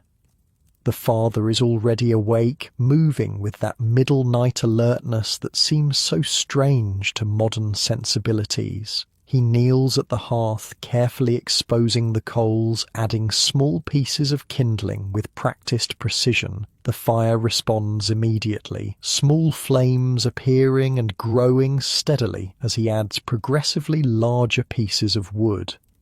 The mother wakes next, rising without confusion or grogginess. Her first movement is toward her sick son, checking his breathing and temperature with gentle touches that don't disturb his sleep. Her face shows relief in the growing firelight. His condition continues to improve.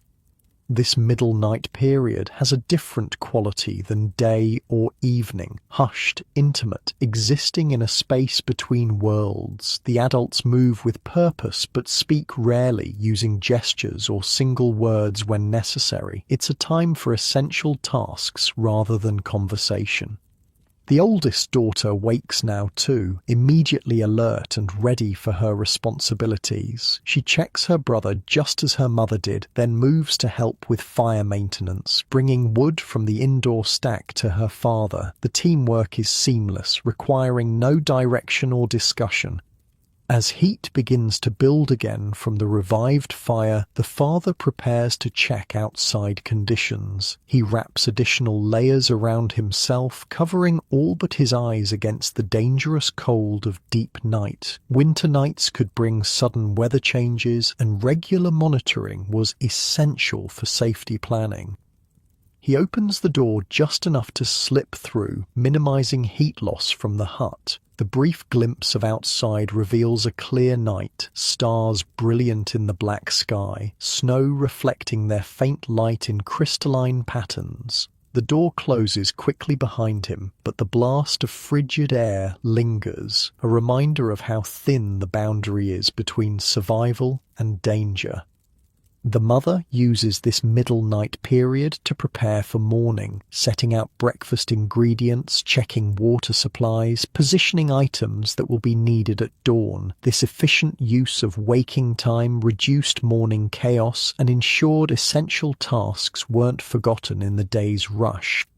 The sick boy stirs but doesn't fully wake. The mother takes advantage of his semi-conscious state to help him drink water mixed with honey, hydration critical for recovery, easier to achieve in this liminal state between sleeping and waking. He swallows automatically before settling back into deeper sleep. The father returns quickly, bringing with him the sharp scent of extreme cold and news written in his expression before he speaks.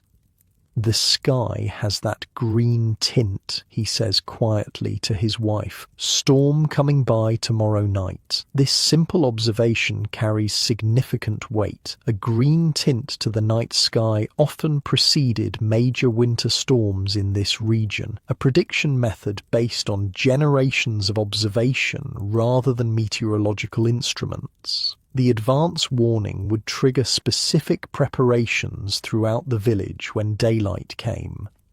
"How fares Ella?" the mother asks as she helps him remove his outer layers, still crusted with crystallized breath from even this brief exposure. "Light in the window still," he answers, meaning the birth continues, the midwife and grandmother still working.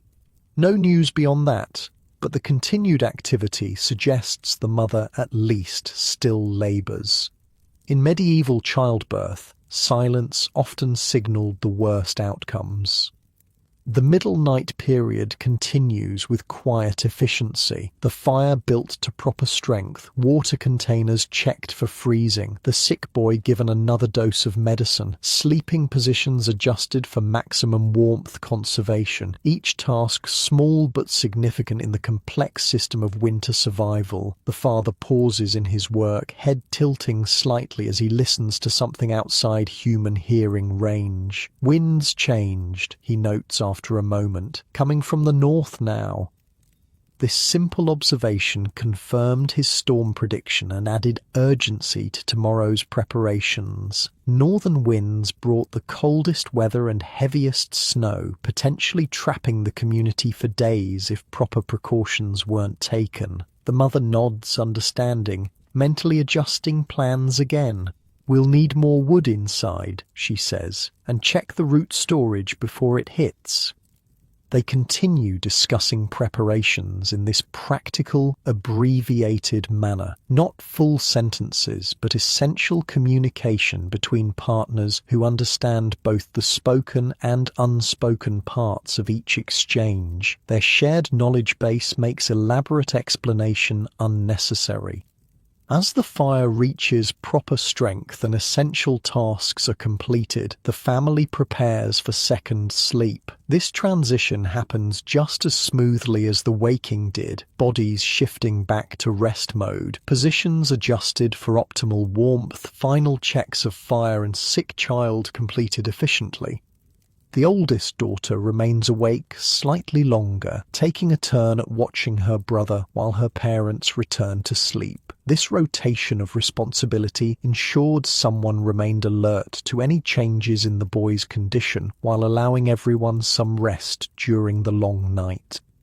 The hut settles back into sleep rhythms, the fire burning steadily, providing both physical warmth and the psychological comfort of its gentle light against winter's absolute darkness. Outside, the stars wheel slowly across the sky, measuring night's passage in their ancient patterns. Second sleep has its own character, often deeper than first sleep, carrying the body through the coldest hours before dawn when survival is most challenged. Medieval people understood this rhythm and structured their sleep to take advantage of its natural flow rather than fighting against it. The night continues its measured progression toward morning, each hour bringing subtle changes in temperature, light quality, and human needs. The family sleeps through most of these transitions, their bodies conserving energy during winter's most demanding period. Dawn arrives reluctantly, the winter sun struggling to climb above the horizon. The light changes before actual brightness appears, a subtle shift from black to deep blue to grey that medieval people recognized as morning's first signal. Inside the hut, bodies stir in response to this ancient cue, waking not to clocks but to light's gradual return. The father is first up, moving immediately to the fire. Overnight it has burned down again but not out. The careful banking during middle night preserved enough coals to quickly rebuild the morning blaze. He adds small kindling, then progressively larger pieces, creating a fire optimized for morning needs, hot enough for cooking but focused on heating the hut after night's deep chill. The mother wakes next, her first glance going to her sick son. He sleeps peacefully, his breathing regular, face less flushed than yesterday. The crisis has truly passed. She allows herself a moment of relief before rising to begin the day's work, mentally calculating what must be accomplished before the predicted storm arrives. The oldest daughter joins her parents in the morning routine, moving to check water supplies and prepare breakfast ingredients. The younger children remain asleep in their lofts. They'll be woken only when necessary, allowing their growing bodies maximum rest during winter's challenging season. Morning conversation is minimal, focused entirely on practical concerns. Storm preparations, the father says simply as he pulls on additional layers for outdoor work. The mother nods, already dividing tasks in her mind between household members. "I'll have the children gather everything from the root cellar," she responds. "Better to have it inside before the snow locks it down." This brief exchange contains complex shared understanding. They both know exactly what a northern winter storm requires in preparations, which tasks take priority, and how to distribute work efficiently among family members. Years of shared experience make elaborate explanations unnecessary. The father pauses before leaving, looking toward the corner where the sick boy sleeps. "He's better," the mother assures him. "The fever's broken properly." Her assessment carries the weight of experience. She's nursed countless winter illnesses and recognizes recovery patterns with medical precision. With a nod of relief, the father heads outside. The door opens briefly, admitting a blast of frigid air and a glimpse of the world beyond. Crystalline clear, the snow surface sparkling with ice crystals, the sky a pale blue that signals temporary calm before the predicted storm. The beautiful scene belies the danger it represents. Cold so intense it could freeze exposed skin within minutes. The mother wakes the younger children now, their transition from sleep more reluctant than the adults. They burrow deeper into bedding when first called, seeking to preserve the warm cocoons they've created overnight. Unlike modern children with central heating, they understand precisely what awaits outside their blankets, biting cold that will persist until they're active enough to generate body heat. "Come now," the mother coaxes. "Quick work makes warm bodies. Porridge is nearly ready."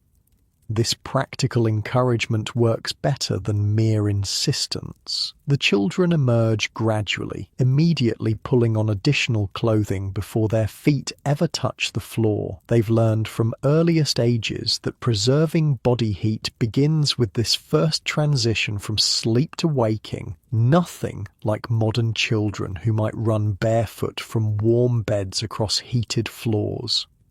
Breakfast preparations focus on creating sustaining fuel for the day's work. The mother adds extra dried fruit to the morning porridge, calories that will be needed for storm preparation activities. Medieval people understood energy requirements intuitively, adjusting food quantities based on anticipated exertion and temperature conditions. The sick boy wakes as the breakfast smells fill the hut. "I'm hungry," he announces, the most positive sign yet of his recovery. His mother smiles, ladling a generous portion of porridge into a bowl for him. Appetite returning meant healing was well underway, the body rebuilding strength depleted by fever. As the family eats their morning meal, the door opens again, admitting the grandmother. She looks exhausted but satisfied, her face lined with the fatigue of a night spent in concentrated work. Before anyone can ask, she announces the news. A boy, strong lungs, mother came through well. The simple statement brings visible relief to the entire family. Childbirth outcomes remained uncertain even with the most skilled attendants. A healthy mother and baby represented the best possible result after a winter birth's heightened dangers. "God be thanked," the mother says, quickly preparing a bowl of hot porridge for the returning grandmother. The older woman accepts it gratefully, settling near the fire with the bone-deep weariness of someone who has worked through the night at an intensely demanding task. Ella asks if Martha might help her today, the grandmother says between spoonfuls, looking toward the oldest daughter. "Just the morning to get things settled." The girl nods immediately, pleased at the recognition of her capabilities. Helping a new mother was both community service and practical education. Young women learned postpartum care through direct participation, knowledge that would serve them when their own time came. "The storm?"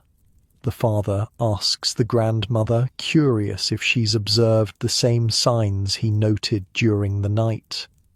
"Coming by nightfall," she confirms. Thomas and Jacob are spreading word. Everyone's preparing. This brief exchange illustrates the medieval information network in action. Weather observations shared quickly throughout the community, preparations coordinated without central authority or formal communication systems. Survival depended on this collective intelligence and cooperative response. The grandmother has brought something back with her, a small bundle wrapped in clean cloth. She finishes her porridge and then presents it to the mother. "From Ella, for your boy, first milk."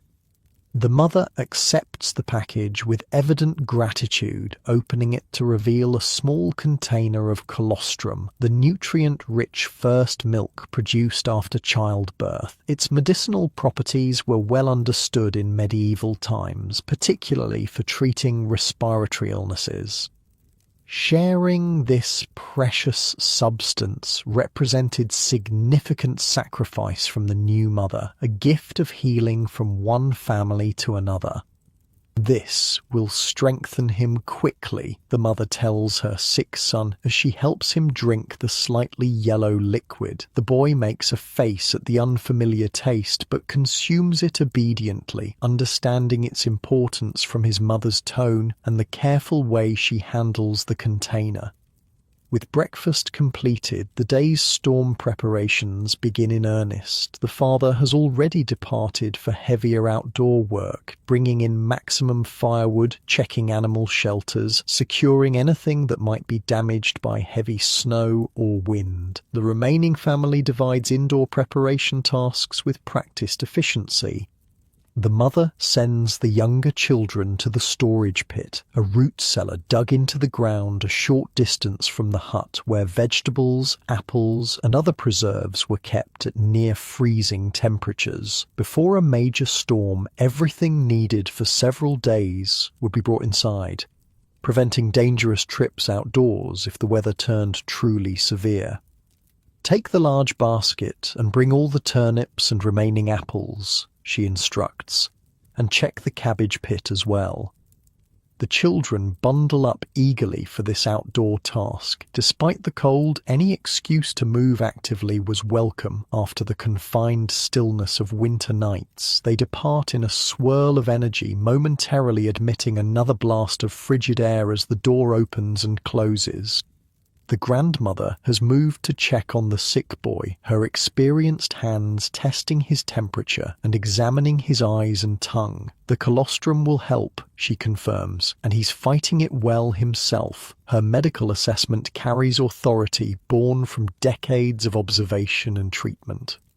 With the oldest daughter preparing to help the new mother and the younger children gathering food stores, the mother and grandmother turn to indoor storm preparations. These followed patterns established over generations, specific actions that transformed the hut from regular winter mode to storm survival configuration. "I'll check all the ceiling," the grandmother says, moving slowly around the hut's perimeter despite her evident fatigue. She examines each window covering, door frame, and wall joint, identifying places where wind might penetrate during the coming storm. Where she finds potential gaps, she presses additional moss, cloth, or clay mixture into the spaces, creating improved barriers against deadly drafts. The mother, meanwhile, inventories essential supplies, checking water containers, preserved foods, medicines and candles or rushlights that might be needed during extended dark periods. Medieval storm preparation focused on survival essentials first, comfort considerations only if time and resources permitted. "Should I move the chickens?" she asks the grandmother, referring to the small flock in their corner of the hut.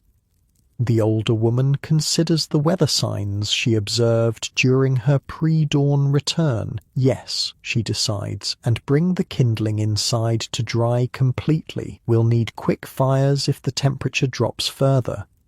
These small adjustments represented critical survival knowledge, understanding exactly when animal arrangements needed modification, recognizing when slightly damp kindling that worked fine in regular conditions would fail during extreme cold, anticipating how needs would change as the storm intensified. This wasn't panicked emergency response, but calculated preparation based on generations of experience.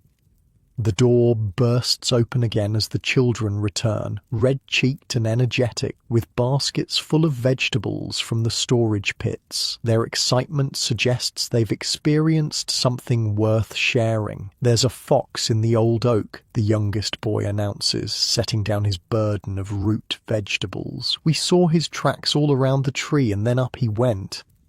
This wildlife sighting represents more than childish enthusiasm. Fox behavior often indicated weather changes, and tracking their movements provided information about hunting prospects and potential threats to small livestock. The children's observation would be noted as part of the community's environmental monitoring. "Did he look fat or thin?" the grandmother asks, turning what might seem like casual conversation into a practical assessment. fox condition indicated prey availability, which in turn suggested whether human hunters might find game or face empty forests. Fat, the middle boy reports confidently. His tail was huge and fluffy. The grandmother nods, filing this information alongside her other observations. A healthy fox population suggested sufficient small prey, which meant larger predators might stay deeper in the forest rather than approaching human settlements out of desperation. Every ecological detail connected to human safety in ways modern people rarely consider. As midday approaches, the oldest daughter prepares to visit the new mother, gathering clean cloths and a small pot of broth her mother has prepared. Postpartum care was communal in medieval villages, with women sharing resources and assistance during the vulnerable period after birth. Just until midday, the mother reminds her, we need you back before the storm worsens. Even community support operated within the constraints of weather and safety considerations. The daughter nods, understanding, already wrapping herself in multiple layers for the short journey to Ella's home. The morning's activities continue with quiet intensity, not panicked rushing but focused, deliberate work. Additional firewood is stacked strategically inside the hut. Vegetables are arranged in cold storage areas away from the fire. Water containers are filled to maximum capacity. Each task completed methodically, each person contributing according to their abilities. The sick boy watches from his bed, occasionally dozing but increasingly alert. He sorts through dried beans as his small contribution to the preparations, separating any damaged ones from those that will be cooked during storm days. Even limited participation maintained his connection to family survival efforts. The father returns briefly at midday, bringing an additional load of firewood and news from the broader community. The river's starting to freeze at the edges, he reports as he warms his hands by the fire. Thomas says it might close completely if the storm lasts.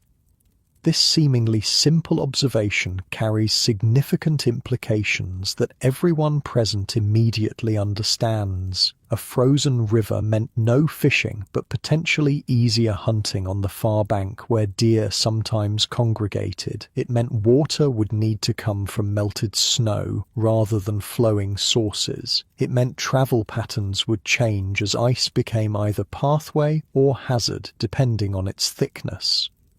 The father eats quickly, standing rather than sitting to minimize rest time during daylight hours. Jacob and I will check the North Forest edge before the snow starts, he tells his wife. The deadfall from autumn should provide enough extra wood to see us through. This collaborative work arrangement again demonstrates medieval community cooperation. The two men would accomplish in hours what might take one man a full day, ensuring both families had sufficient wood before storm confinement. The efficiency gained through partnership often made the difference between comfort and crisis during extended winter storms. As the father prepares to leave again, the grandmother stops him with a gesture. "Take this to Thomas's wife," she says, handing him a small package of herbs, "for the cough the little one's developing." This casual medical consultation reveals another aspect of medieval healthcare networks. The grandmother, recognizing symptoms described in passing conversation or observed directly during community interactions, proactively provides treatment without formal request. Preventive care happened through these informal exchanges, heading off potential crises before they developed. The father nods, tucking the package inside his clothing where body heat will protect it from freezing. No additional explanation is needed. He understands the importance of the medicine and will ensure its delivery despite his own demanding work schedule. After he departs, the grandmother finally allows herself proper rest, settling near the fire with a sigh that speaks volumes about her exhaustion. Birth attendants required intense concentration, physical stamina, and emotional resilience, particularly challenging for an older woman who had already been managing a sick child before being called to the birthing.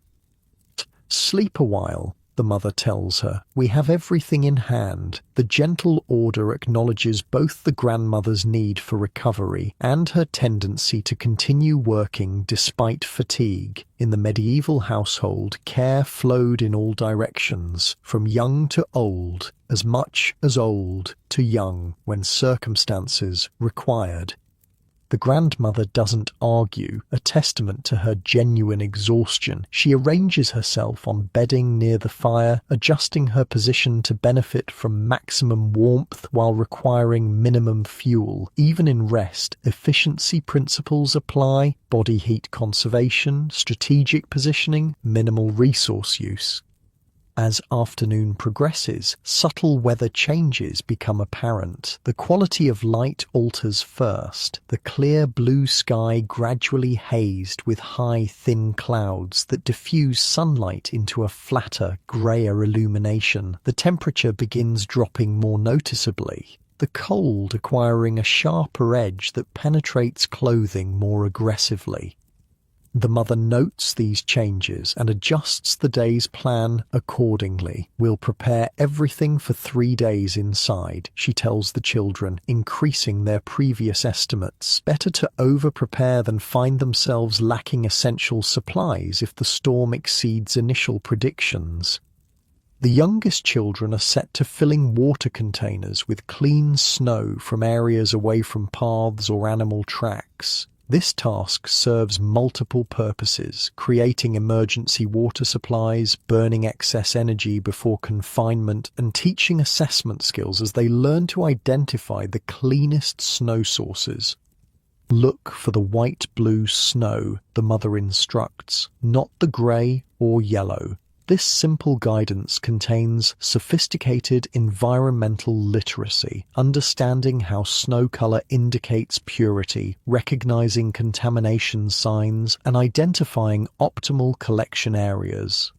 Inside, preparation continues with food accessibility arrangements. Items needed during the storm are positioned for easy access without exposing the hut to excessive cold. Cooking ingredients, emergency supplies, and essential tools are organized in logical groupings, creating efficient systems for the confined period ahead.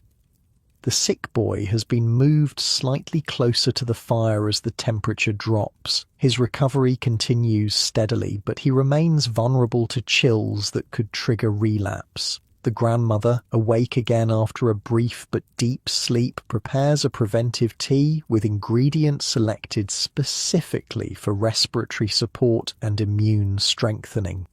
"Drink all of it," she tells him, supporting his shoulders as he sips the steaming liquid. The storm brings testing times for lungs. Her concern isn't unfounded. Extreme cold could exacerbate respiratory weakness following fever, while the increased smoke from constant fire maintenance created its own challenges for healing lungs. Medieval healers recognized these connection points between environment, illness, and recovery, adjusting treatments to address multiple factors simultaneously.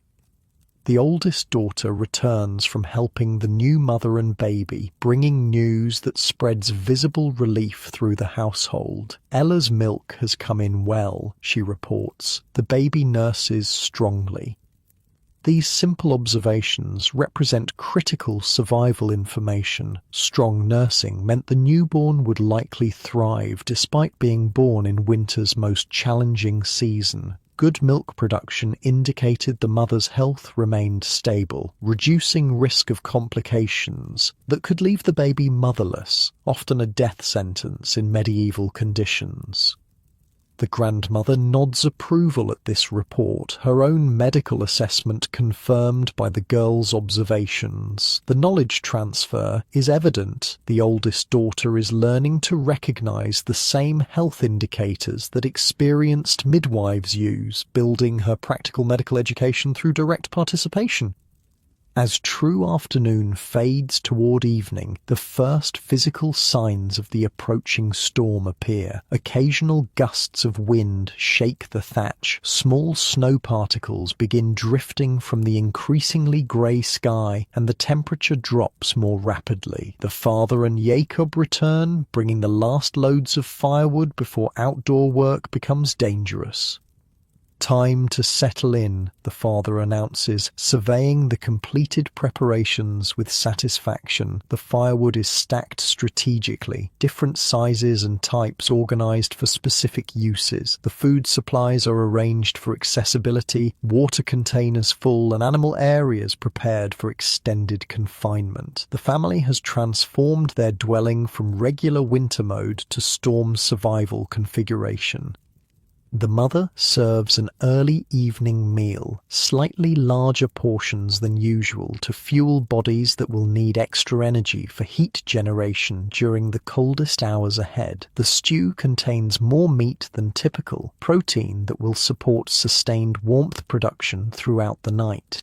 "Will the storm last long?" one of the younger children asks, eyes wide with a mixture of excitement and apprehension. Winter storms brought both adventure and danger, disrupting routine while testing survival systems. 3 days, perhaps 4, the grandmother answers, her assessment based on decades of weather observation rather than meteorological instruments.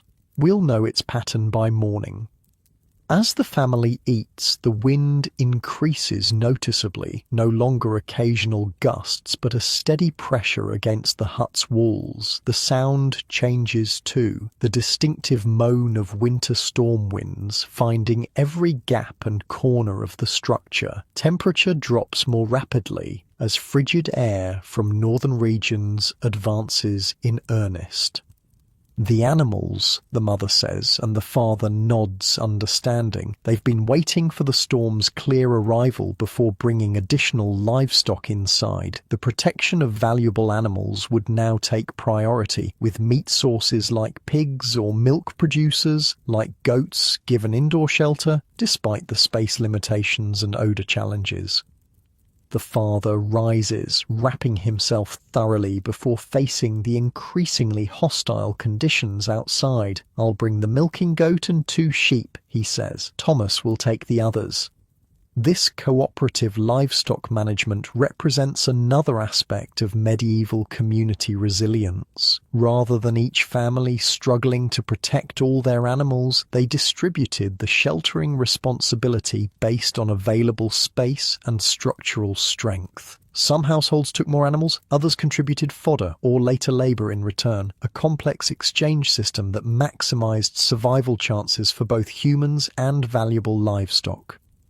While the father is gone, the grandmother supervises final indoor arrangements. Additional bedding is distributed, sleeping positions reconfigured to accommodate both humans and incoming animals. Medieval storm management often meant sacrificing comfort for survival, accepting crowding and odors as necessary trade-offs for shared body heat and protected food sources. "We'll sleep in shifts tonight," she tells the older children, establishing the overnight watch rotation that severe storms required, 2 awake at all times. This wasn't merely for fire maintenance, but comprehensive storm monitoring, checking for roof leaks, ensuring animal calm, watching for temperature drops that might require emergency responses. The door bursts open, admitting the father, another man, presumably Jacob, and several animals, a goat and 2 sheep, snow-covered and bleating their distress at the forced relocation. The men work quickly to settle them in the prepared area, securing tethers and providing fodder to calm the frightened creatures. The door closes with finality on the outside world. The storm has arrived in full force now, wind howling around the hut's edges, snow beginning to accumulate against its walls. Inside, humans and animals create a closed system of survival. Shared warmth, shared resources, shared vigilance against winter's most serious assault. "Now we wait," the father says simply, hanging his snow-crusted outer garments near the door. There's no fear in his voice, no anxiety about the howling tempest outside, just calm acceptance of natural patterns and confidence in preparations made. This wasn't their first winter storm, nor would it be their last.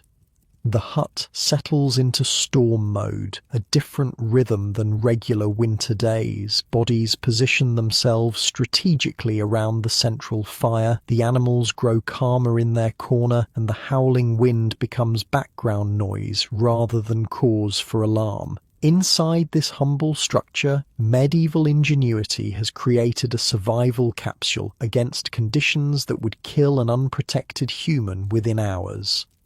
As night falls completely outside, the grandmother begins a story, not for entertainment alone, but preservation of cultural memory and practical knowledge embedded in narrative form. She speaks of a previous great storm from her childhood, describing how her family survived when snow reached the roof edges and cold froze water containers inside their dwelling.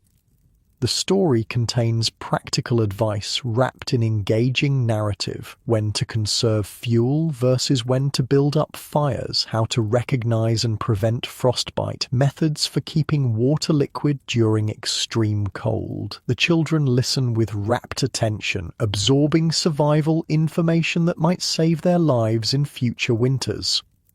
The medieval night descends fully now, the storm its fierce companion, while inside the humble hut, a family settles into ancient patterns of survival. Their knowledge, preparation, and community connections create security that no single individual could achieve alone. The essence of how humanity weathered winter's worst challenges for countless generations before modern technology changed our relationship with cold and darkness. Night deepens, and with it the storm intensifies. The wind no longer merely howls, it shrieks, a banshee wail that finds every crack and corner of the humble structure. Snow drives horizontally, accumulating against the windward wall in drifts that grow higher by the hour. Inside, the medieval family has entered a different mode of existence: storm time, with its own rhythms and rules. The first sleep period passes differently than regular winter nights. The adults take turns maintaining vigilance, watching for roof leaks, monitoring the fire, and checking animals. Even the children sleep more lightly, their bodies responding to the crisis atmosphere despite the adults' calm demeanor. "The wind speaks tonight," the grandmother murmurs during one particularly fierce gust that makes the walls creak ominously. She's not being poetic. Medieval people often interpreted weather patterns as communications, reading intentions and predictions in the sounds of extreme conditions. The father nods understanding. "It warns us to stay inside until it's finished its business." This personification of weather wasn't superstition, but a memory aid. Associating specific sounds with dangerous conditions helped transmission of survival knowledge across generations. Middle night comes earlier than usual, the normal waking time accelerated by the storm's demands. The entire family stirs when the father rises to rebuild the fire, which needs more frequent attention during extreme cold. The temperature difference between inside and outside has increased dramatically, creating stronger drafts that affect the fire's behavior. "How cold?" the mother asks simply as she helps add carefully selected wood to the flames. The father considers using his experienced body as a measuring instrument. 20 below, he estimates, not in modern Fahrenheit or Celsius, but in whatever local scale this family used to categorize deadly winter conditions. His assessment is based on how quickly his exposed skin numbed during his brief check outside, how the snow crystals behaved in the firelight, how the walls contracted with the intense cold.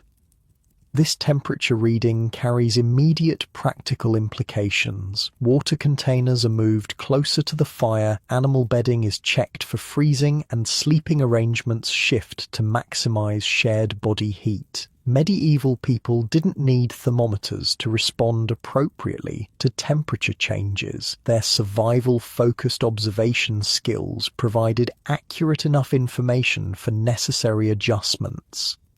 The sick boy wakes fully during this middle night period, his recovery continuing despite the storm's stresses. It sounds angry, he says, listening to the wind's violent buffeting. Not angry, the grandmother corrects gently, just doing its work of moving the cold air from the mountains to the valleys. It has no feelings about us at all. This matter-of-fact explanation reflects medieval understanding of weather as natural process rather than supernatural punishment, despite the religious framework that coloured much of their worldview. As the family moves through their middle night activities, you notice additional storm-specific tasks. The father checks the roof beams, looking for any sign of snow weight stressing the structure. The mother examines food stores more carefully, mentally calculating sufficiency if the storm extends beyond initial estimates. The grandmother prepares a special tea, different from medicinal brews, this one designed for warming bodies from the inside during extreme cold. "Here," she says, passing cups of the steaming liquid, "drink it all."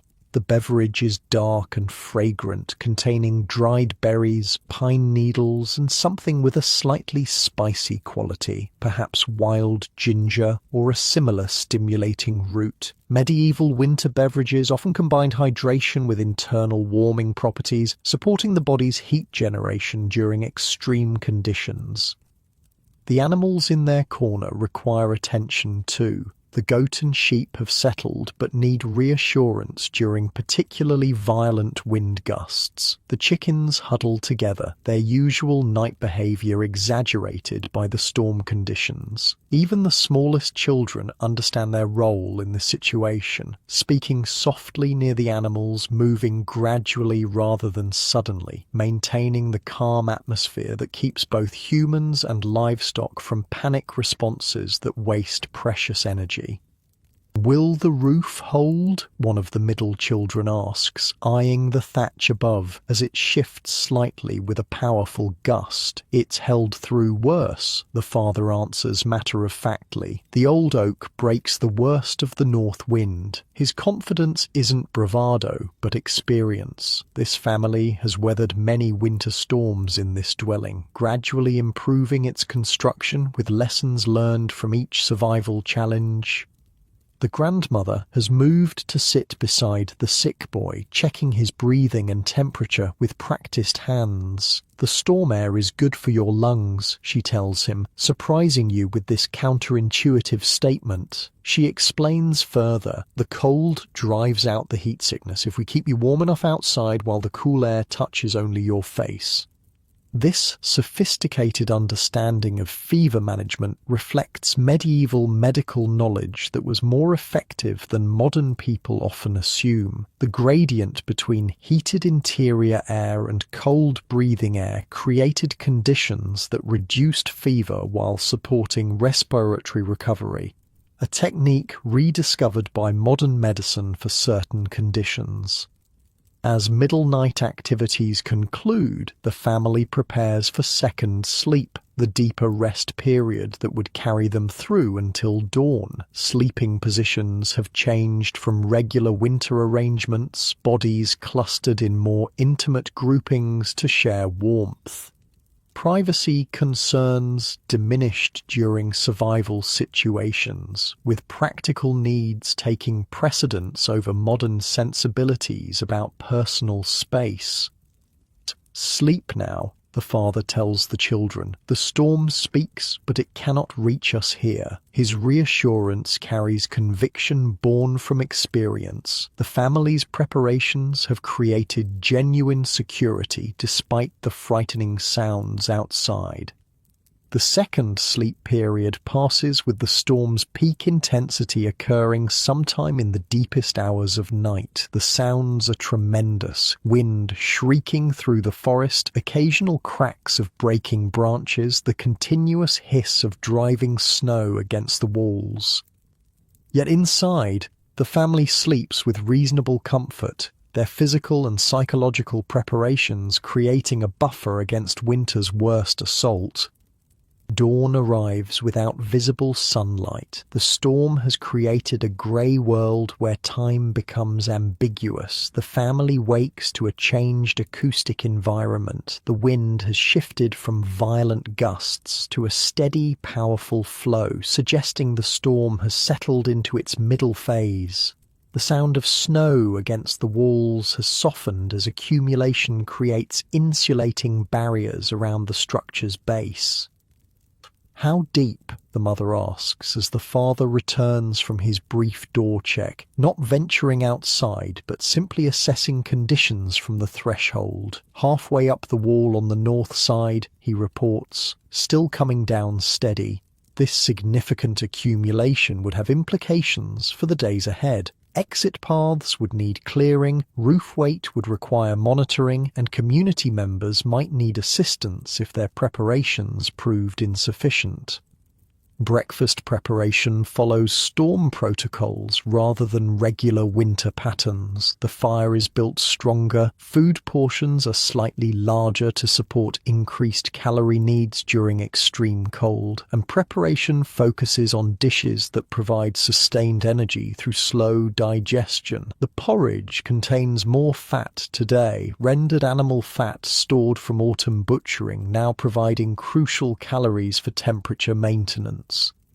The animals receive first feeding priority. Their survival directly impacts the family's long-term prospects. The goat's milk production must be maintained despite stress, the sheep's wool growth protected through adequate nutrition, and the chickens kept healthy enough to resume egg laying when conditions improve. Medieval livestock management understood these connection points between animal welfare and human survival.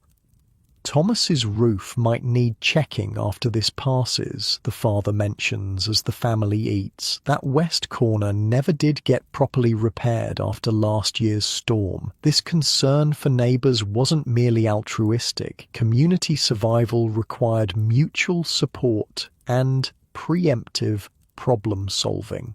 A collapsed roof nearby would strain resources for everyone as emergency response and recovery assistance would be expected from all able households. "We can send the boys to help when the wind drops," the mother agrees, already planning post-storm community support while in the midst of the current crisis. This forward-thinking approach characterized medieval crisis management, addressing immediate needs while simultaneously preparing for recovery phases. The storm brings a unique daily rhythm to the household. Without the possibility of outdoor work, the family turns to indoor tasks that often received less attention during more active seasons. The father works on tool repairs, carefully reshaping handles, sharpening edges, and replacing worn components. The mother and grandmother sort through fabric scraps, planning future sewing projects and assessing clothing that needs mending. The older children practice skills appropriate to their ages and genders, the boys learning knot techniques for future hunting and fishing, the girls practicing fibre preparation for spinning and weaving. Even the youngest children have storm-appropriate activities, sorting seeds saved for spring planting, rolling cord from processed plant fibers, or simply observing and assisting with adult tasks as part of their practical education. Medieval childhood included early integration into survival work, with play and learning often indistinguishable. "Tell us about the wolf winter," one of the children requests as the morning progresses. Storytelling was essential entertainment during confined periods, but served educational purposes far beyond amusement. The grandmother nods, setting aside her mending to focus on this important knowledge transfer, disguised as entertainment. "It was before your father was born," she begins, establishing the time frame in family generations rather than calendar years. "The snow came early that year, before the last apples were even picked. We knew it would be a hungry season." The children settle in to listen, their bodies relaxing while minds engage with the narrative. The grandmother's voice takes on a rhythmic quality that cuts through the storm's background howl, creating a bubble of human connection against nature's wild energy outside. The story she tells contains crucial survival information embedded within dramatic narrative, how her family recognized early warning signs of an unusually harsh winter, what preparations they made that proved insufficient, how they adapted to unexpected challenges, and which desperate measures ultimately ensured their survival when food stores ran dangerously low. "The wolves came closer to the village than anyone had ever seen," she recounts, her voice lowering dramatically. "We could see their eyes shining at night, just beyond the light from the windows. They were as hungry as we were, maybe hungrier." The children's eyes widen at this vivid image, absorbing both the factual information about predator behavior during extreme winters and the emotional lesson about maintaining courage during frightening circumstances. This dual-layer knowledge transmission characterized medieval education, practical information wrapped in memorable narrative. "So what did you do?" the sick boy asks, fully engaged despite his recovering condition. "We did what we must," the grandmother answers, her tone conveying the gravity of survival decisions. "The men built higher barriers around the animal shelters. We brought the smallest livestock inside our homes. We never travelled alone, not even to the well or the woodpile, and we kept our fires burning all night, every night." These specific defensive measures against winter predators would lodge in the children's memories, potentially saving lives in future harsh seasons. The story continues with additional crisis responses, each containing actionable knowledge disguised as entertainment. As the grandmother's tale concludes, the father has finished repairing a wooden shovel, essential equipment for clearing paths once the storm subsides. He tests the edge against his thumb, nodding satisfaction at the tool's readiness. "This will see use soon enough," he comments, already thinking ahead to post-storm recovery work. The morning transitions to midday without marked light change. The storm's thick clouds and blowing snow create constant grey illumination that disconnects the family from normal time indicators. Medieval people relied heavily on subtle light shifts to track daily progression, making storms particularly disorienting to their time sense. The mother uses the fire's need for periodic rebuilding as a rough clock during such conditions. "Time for the midday meal," she announces after the third major fire adjustment since breakfast. Her internal timing remains calibrated despite the absence of visual cues, body and experience combining to maintain temporal orientation. The midday meal differs from regular winter fare, slightly richer, more warming spices included, preservation concerns temporarily relaxed as the family consumes perishable items that might not last through extended storm confinement. Nothing is wasted, but priorities shift toward immediate caloric and thermal needs rather than long-term storage optimization. After eating, the sick boy shows continued improvement, asking to sit up properly rather than remaining reclined. The grandmother helps position him near the fire, but not too close, creating the optimal temperature gradient for recovery. "Your color is better," she observes, her experienced eyes catching subtle changes in skin tone that indicate improved circulation and reduced fever.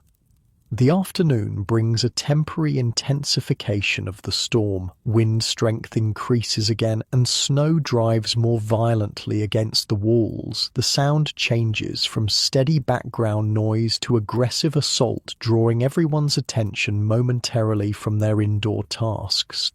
"The storm argues with itself," the father observes with dry humor. "It can't decide whether to blow through quickly or settle in for a proper visit." This personification again serves practical purpose, helping family members, especially children, interpret frightening weather phenomena through familiar social metaphors rather than responding with fear-based stress that wastes energy. The mother smiles at his characterization, but moves to check the roof beams again, practical concern taking precedence over amusement. Medieval humor remained firmly grounded in survival awareness, never distracting from necessary vigilance during crisis conditions. As afternoon progresses, the family's activities shift toward preparation for the coming night, the most dangerous period during winter storms when temperature reaches its minimum and structural stresses peak. The father examines the firewood supply, selecting specific pieces for the night's rotation. The mother reorganizes sleeping arrangements, clustering bedding into optimal heat-sharing configurations. The grandmother prepares evening medicines, including preventive treatments for those not currently ill but potentially vulnerable during extreme conditions. "Thomas should have sealed that west corner," the father mutters, still concerned about their neighbor's roof. The depth of snow now makes immediate assistance impossible, but his mind continues working on community problems, even while focusing on his own family's needs. This dual awareness characterized medieval social structures, individual household survival and community welfare, recognized as interdependent rather than separate concerns. The oldest daughter has been teaching the younger children a string game, a simple amusement requiring only a loop of cord but developing both manual dexterity and pattern recognition. The activity serves multiple purposes during confinement: entertainment, skill development, and energy management through focused attention rather than physical movement that would create unwanted drafts or disturbance to resting animals. "I remember when your mother learned this game," the grandmother comments, watching the children's hands create intricate patterns. Her fingers were clever even then. This casual observation reinforces family continuity and identity during crisis, reminding children they belong to a lineage that has survived many such storms through generations of accumulated knowledge and skill. The mother looks up from her own work, mending a torn sleeve with tiny, precise stitches. "And I remember how patient you were teaching me," she responds, the exchange creating a moment of emotional warmth that counterbalances the physical cold pressing against the hut's boundaries. These relational exchanges served crucial psychological functions during confinement periods, maintaining emotional equilibrium when physical conditions created natural stress. Medieval people understood intuitively what modern psychology confirms: that social connection provides essential resilience during extended crisis situations. The day's light begins fading even further as afternoon transitions toward evening, though the difference is subtle through the storm's grey filter. The father uses this transition point to check outside conditions again, a quick door opening that admits a blast of wind-driven snow and bitter cold. He closes it quickly, shaking ice crystals from his beard. "Still coming down," he reports, drifts to the roof on the north corner now. This simple observation carries significant implications that everyone immediately understands. They'll need to clear snow from that section before it melts and causes structural damage, once conditions permit such work. Evening meal preparations begin with careful resource management. The mother selects foods that provide maximum warming effect while conserving those supplies most likely needed if the storm extends beyond predictions. Medieval meal planning during crisis involved sophisticated understanding of both nutritional properties and psychological impact. Certain foods provided comfort as well as calories, important for maintaining morale during extended confinement. The sick boy continues showing improvement, accepting a larger portion than previous meals and sitting upright throughout the evening activities. His recovery trajectory provides visible relief for the entire family, especially his mother, who has been dividing attention between storm management and illness care for days now. The worst has passed, the grandmother declares after checking his temperature and breathing again, both the fever and the storm, I think. Her medical assessment and weather prediction carry equal authority, both based on decades of observation and pattern recognition rather than instruments or formal education. The evening brings another critical storm survival activity, extensive storytelling that serves multiple essential functions beyond entertainment. The father begins with a tale of his grandfather's legendary hunting success during a winter of particular scarcity. The story contains practical tracking information, animal behavior knowledge, and ethical guidance about resource sharing during community hardship. "He could have kept the deer for our family alone," the father explains, reaching the moral center of his narrative. No one would have faulted him with children to feed, but he divided it among 3 households whose men had found nothing that week. The values embedded in this simple story, reciprocity, community responsibility, and long-term thinking over immediate gain, constituted crucial social education for medieval children. Survival depended not just on practical skills, but on maintaining cooperative social structures that could weather crisis together better than individual households alone. The grandmother follows with a different type of story, a teaching tale about plant identification that disguises detailed botanical knowledge within an engaging narrative about a lost child finding her way home through recognizing useful forest resources. The children absorb complex information about wintertime plant usage while emotionally connecting with the story's protagonist. And that's how she knew the birch bark would save her brother's wound from poisoning, the grandmother concludes, having skillfully embedded specific medicinal information within the adventure narrative. Medieval knowledge transmission rarely separated practical content from engaging delivery. The two remained integrated for maximum retention and application. As true night settles outside, the storm begins showing subtle signs of diminishing strength. The wind's voice changes pitch slightly, gusts becoming less frequent though still powerful when they occur. The family notices these shifts, their weather-reading abilities refined through lifelong observation and generational knowledge transfer. It will break by morning, the father predicts, not through wishful thinking but careful attention to changing patterns, though the clearing will bring the worst cold. This accurate prediction reflects sophisticated understanding of winter storm cycles. The clearing that follows often brings temperature drops as cloud cover disappears and night radiation intensifies. The family immediately begins mental preparation for this next challenge, already thinking beyond the current crisis to its evolving phases.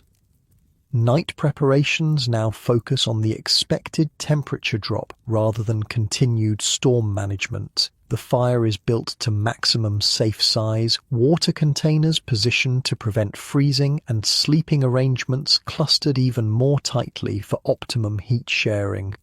Medieval crisis response remained dynamic rather than static. constantly adjusting to changing conditions rather than following rigid protocols.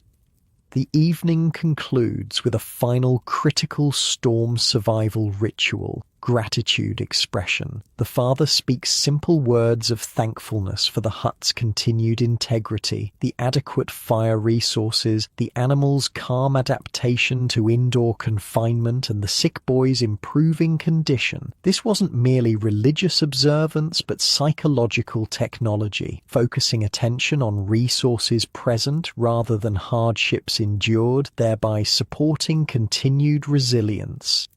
First sleep comes quickly for most family members, bodies exhausted from the heightened alertness that crisis conditions demand despite limited physical activity. The father takes first watch, his position near the fire allowing regular maintenance while monitoring both structural integrity and sleeping family members. Medieval sleep during extreme conditions remained partially vigilant, not the complete unconsciousness that modern people expect in secure environments. The night deepens, the storm gradually diminishing as predicted. Temperature drops accordingly, creating new challenges that the watching father addresses methodically, adding specific woods to the fire, adjusting coverings over the sleepers, checking animal comfort in their corner.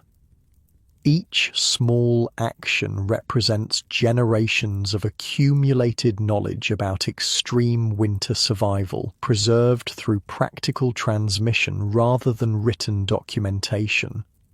Middle night arrives with the storm noticeably quieter, stars occasionally visible through breaks in the clouds when the father checks outside conditions. The predicted clearing has begun, bringing both relief and new concerns as temperatures plummet further without cloud insulation. The family's middle night waking occurs with practiced coordination, bodies responding to internal timing and external necessity rather than arbitrary schedules. The mother rises to take her watch shift, the father providing a concise situation report before seeking his own rest period. Winds dropping, stars showing, temperature falling, he summarizes. The north corner needs watching for ice melt when sun hits tomorrow. This efficient communication contains everything needed for continued vigilance without wasted words or energy. The mother nods, understanding, taking position near the fire to begin her watch period. The sick boy wakes briefly during this transition, accepting water and medicine before returning to healing sleep. The animals stir in their corner, responding to the human movement, but settle quickly back into their own rest patterns. The grandmother wakes as well, her experienced body attuned to subtle changes in both storm conditions and household needs. The clearing comes, she observes, her statement acknowledging both immediate weather patterns and the broader psychological clearing that follows crisis survival. The family has weathered another significant challenge together.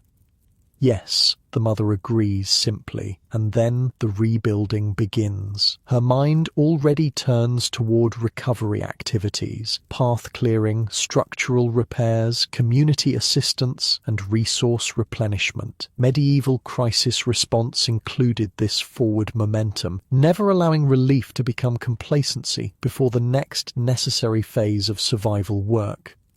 The middle night period passes with the storm's voice progressively diminishing, occasional wind gusts representing its final arguments rather than continued assault. Inside, the family's watch rotation continues, older children taking brief shifts under adult supervision, learning the vigilance patterns that winter survival requires.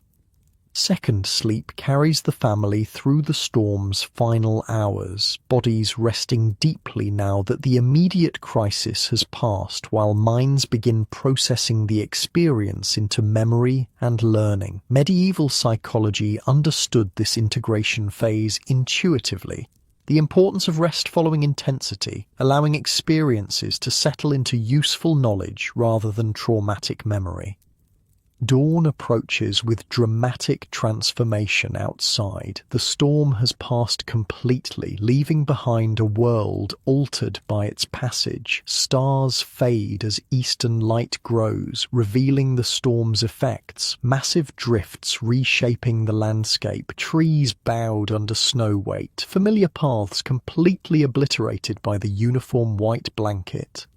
Inside, the family wakes to changed acoustics, the storm's constant background noise replaced by profound winter silence broken only by occasional snow shifting on the roof or animals stirring in their corner. This silence brings its own psychological effects. Relief mingled with awareness of the recovery work ahead.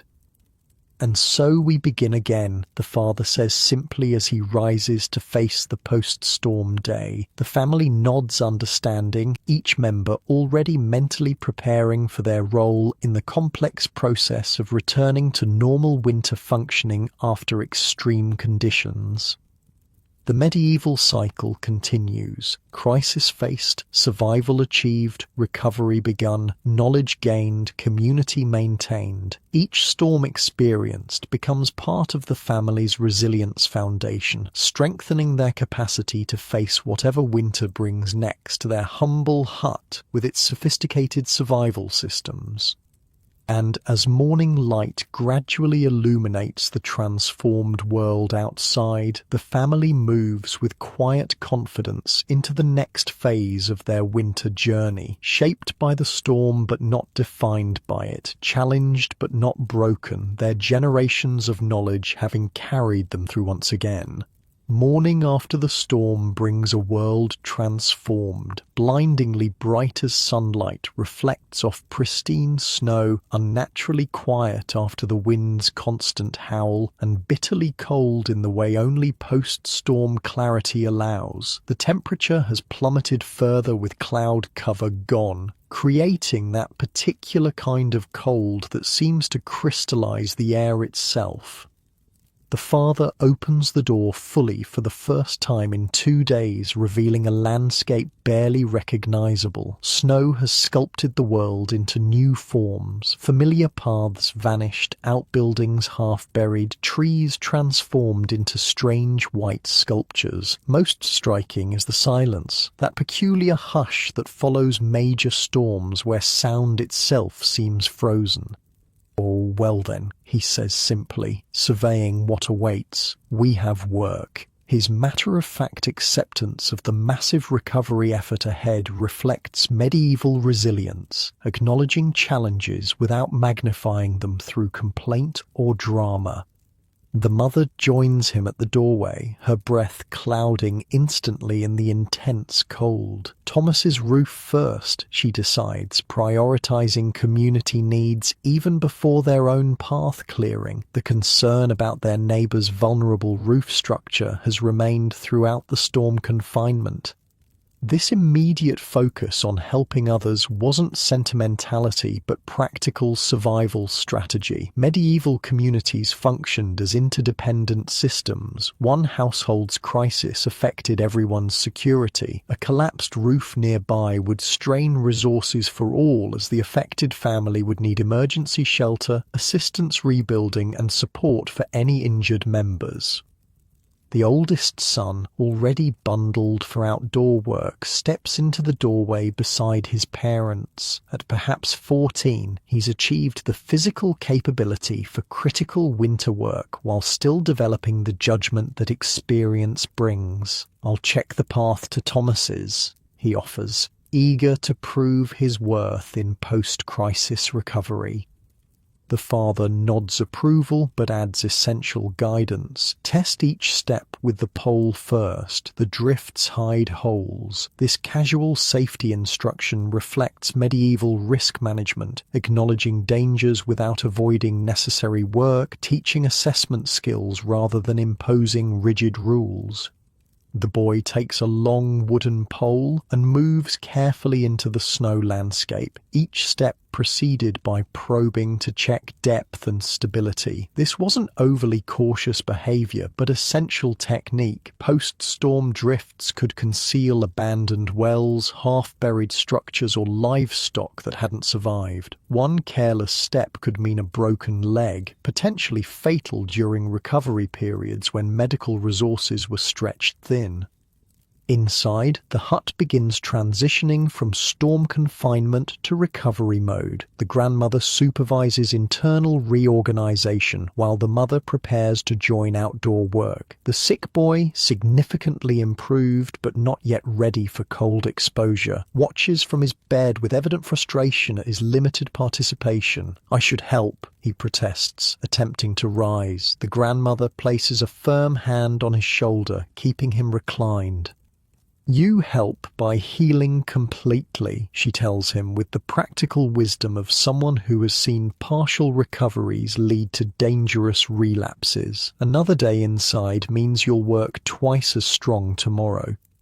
Medieval healing prioritized complete recovery over premature activity, not from excessive caution but practical resource management. A fully healed person contributed more effectively than one weakened by relapse, and families couldn't spare healthy members to care for preventable setbacks when community recovery required maximum effort. The youngest children are assigned indoor tasks suitable to their capabilities, sorting through vegetables to identify any freezing damage, preparing simple food for workers who will return hungry from outdoor exertion, arranging drying space for snow-dampened clothing that will soon arrive. Even at 4 or 5 years old, they understand their contributions matter to family survival. Meanwhile, the father and oldest son have disappeared from view, making their way toward Thomas's home through snow that reaches chest height in places. The mother and middle son focus on clearing essential paths to the woodpile, the main animal shelter, and the storage pits that might need assessment after extreme temperature fluctuations. Snow removal followed strategic patterns rather than aesthetic preferences. Medieval winter pathways created practical networks connecting critical resources rather than clearing entire areas. The narrow channels they dig connect survival points while minimizing wasted energy on non-essential clearing. Mama, look. The middle son points skyward where a hawk circles against the brilliant blue. Wildlife sightings after storms provided both practical information and psychological lifting. Predators hunting meant smaller animals were active, suggesting the natural food chain had weathered the storm successfully.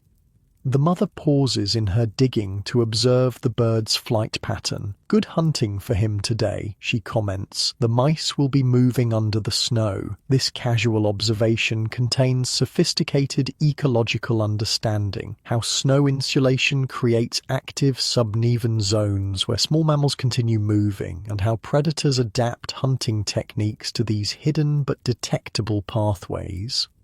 Their work continues methodically through the morning, the physical exertion generating enough body heat to offset the bitter cold. Breath clouds mark each worker's position in the transformed landscape as they gradually restore human order to the storm-altered world. Inside, the grandmother has begun assessing food supplies after the storm consumption. Medieval inventory management involved sophisticated projections, calculating remaining quantities against expected needs while accounting for uncertain durations until spring renewal. Her experienced fingers count preserved foods, measure grain levels, and estimate remaining root vegetables with precision born from decades of winter management. The sick boy watches this process with growing awareness of its importance. "Will we have enough?" he asks, his voice carrying the seriousness of a child who already understands hunger's threat. Enough for need, not for waste, she answers truthfully. The response isn't meant to frighten, but to educate. Medieval children learned resource realities early, developing conservation habits that modern abundance has largely eliminated. Understanding exactly how much remained until spring created appropriate behaviors without causing excessive anxiety. A shout from outside interrupts their conversation. Not alarm, but greeting. Neighbours have appeared at the newly cleared pathway, 3 men, including Thomas, making their way toward the hut. Community reconnection began immediately after isolation ended, another critical aspect of medieval recovery patterns. The father returns to the doorway to meet them, the men exchanging those particular hand clips that acknowledge shared survival of serious threat. Their conversation is practical, conditions of each household, structural damages discovered, resources available for sharing and recovery work prioritization. Jacob's shed roof collapsed, Thomas reports, but they got the animals out first. This information immediately enters the community recovery calculation. A household needing assistance with rebuilding but not facing immediate crisis requiring emergency resource reallocation. The stream's frozen solid, another man adds, good for crossing to the far woods, bad for water. This environmental update prompts immediate adaptation planning, different water collection methods needed, but improved access to alternative firewood sources now available. Medieval crisis response remained flexible, constantly adjusting to changing conditions rather than following rigid protocols.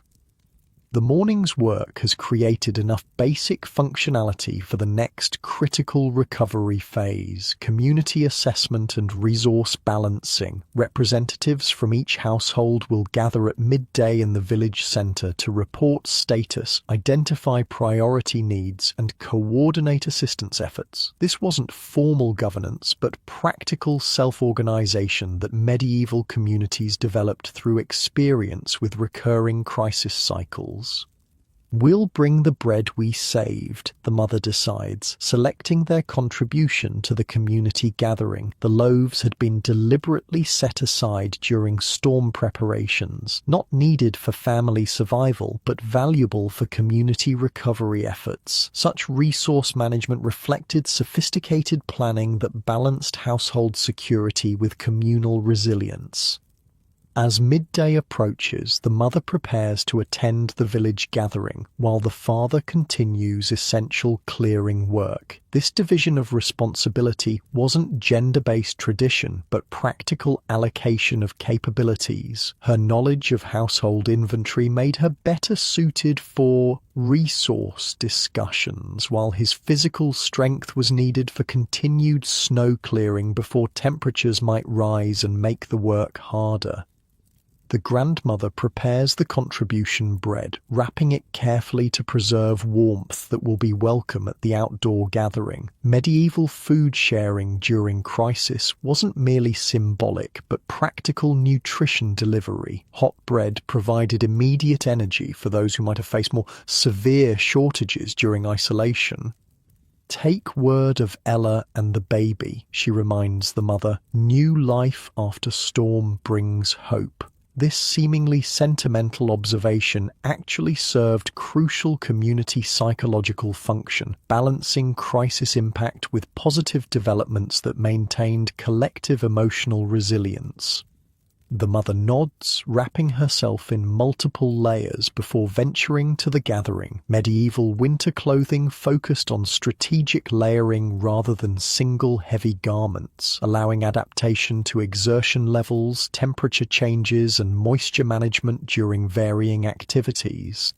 Inside, the hut begins returning to normal winter functioning now that immediate storm response has ended. The grandmother sets the younger children to cleaning tasks neglected during confinement, shaking out bedding, sweeping accumulated debris, and reorganizing items displaced during the crisis clustering. Medieval hygiene understood the practical health impacts of regular cleaning even without germ theory. Observational connections between cleanliness and illness prevention guided consistent practices.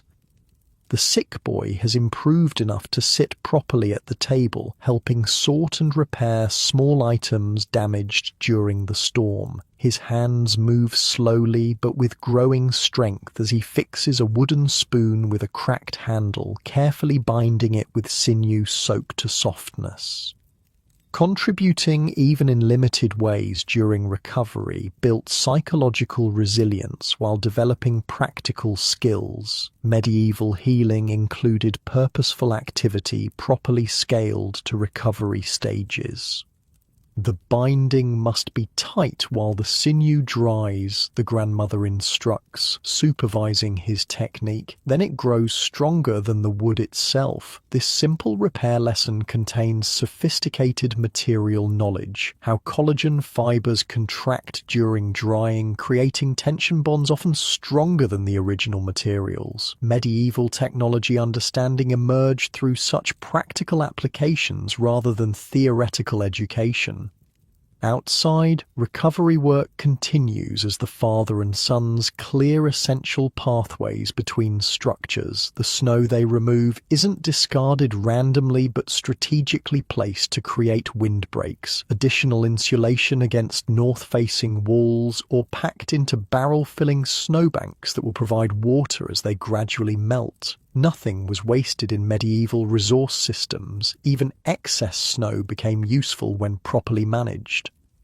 The day progresses with steady improvement to basic functioning. Pathways connect critical areas, structural integrity is confirmed throughout the homestead, and normal winter activities begin resuming their rhythm. The mother returns from the village gathering with community news and recovery plans, which she shares while the family takes a brief midday meal.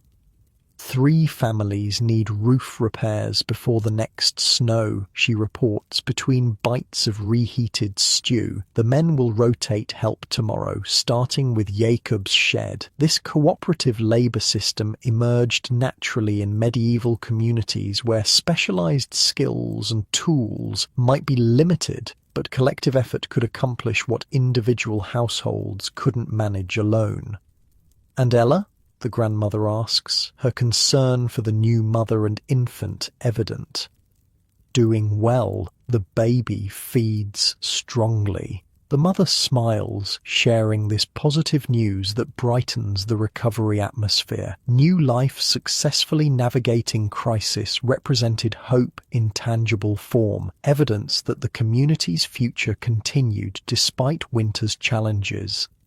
As afternoon advances, the quality of light begins changing, the brilliant post-storm clarity softening as high, thin clouds return to the western horizon. The father notices this immediately during his outdoor work, pausing to study the sky with practiced attention.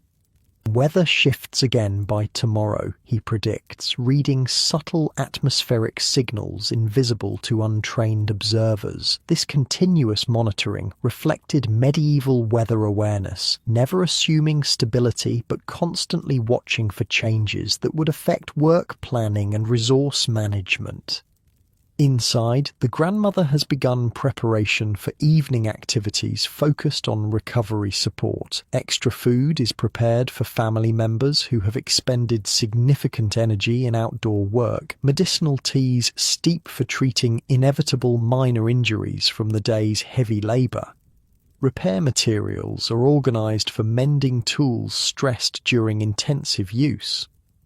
The sick boy continues improving, now moving carefully around the hut to stretch muscles weakened by bed rest. The grandmother watches his progress with experienced assessment, noting his color, breathing quality, and movement capability. Medieval healing practices included graduated activity progression, understanding how appropriate movement supported recovery while excessive exertion risked relapse. Tomorrow you might step outside briefly, she tells him, offering both encouragement and appropriate limitation, just to the doorway and back to remind your lungs how to handle the cold again. This careful reintroduction to winter air followed observed patterns of successful recovery, gradual exposure rather than immediate immersion that might trigger respiratory setbacks. Late afternoon brings the community's collective labour results. The father returns with Thomas and other men who have completed essential repairs to Jacob's collapsed shed. They stomp snow from boots at the doorway, faces reddened from exertion and cold, but expressions showing satisfaction at work accomplished. The animals are sheltered again, Thomas reports as the men accept hot drinks from the grandmother. We salvaged most of the roof beams. This efficient report contains multiple levels of success: livestock secured, building materials preserved for reuse, and collective work accomplished without injury or further damage. The evening meal carries a different quality than storm-confined dining, still focused on essential nutrition but including celebratory elements that acknowledge successful crisis navigation. The mother adds dried berries to the porridge, a small luxury saved for special occasions. The father shares a portion of preserved meat normally reserved for greater scarcity. These minor adjustments weren't merely indulgence, but psychological technology, using food experiences to mark transition from crisis to recovery, reinforcing collective resilience through shared acknowledgement of survival. Conversation during the meal focuses on community status rather than just family concerns, which households need continuing assistance, how collective work will be organized tomorrow, and long-term repairs that must be completed before the next major storm. Medieval planning horizons maintained this balance between immediate needs and future preparation, never allowing current success to diminish readiness for coming challenges. The ice bridge across the stream will make wood gathering easier, the father notes, identifying opportunity within changed conditions. We should bring in extra while the crossing holds. This adaptive advantage-seeking characterized medieval crisis response, finding potential benefits within altered environments rather than focusing solely on restoration of previous conditions. As evening deepens into true night, the family settles into the first normal winter evening routine since the storm began. The fire burns at regular winter levels rather than crisis intensity. Sleeping arrangements return to standard winter configurations rather than heat conservation clustering. The psychological atmosphere shifts from vigilant crisis management to sustainable winter living, alert but not hyper-focused, careful but not anxious.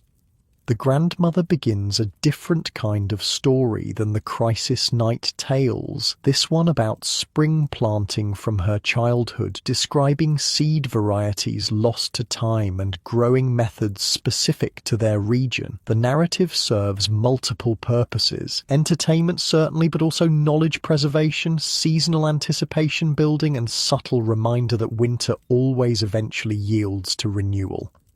The pea flowers were purple-blue, not like the white ones we plant now, she describes, her hands mimicking the climbing vine's growth pattern. They grew tall as a man and needed strong poles cut just when the moon was right. This casual mention of moon phase timber harvesting contains sophisticated observational science. Medieval people recognized how lunar cycles affected sap flow and wood properties for specific applications. The children listen with engaged attention, winter's darkness and confinement temporarily forgotten as their minds fill with images of growing things and seasonal change. This psychological transportation served crucial functions during winter's longest stretches, preventing the depression that extended darkness could trigger, maintaining hope through biological connection to cyclical renewal, and preparing mental frameworks for the activities that would be needed when thaw eventually came.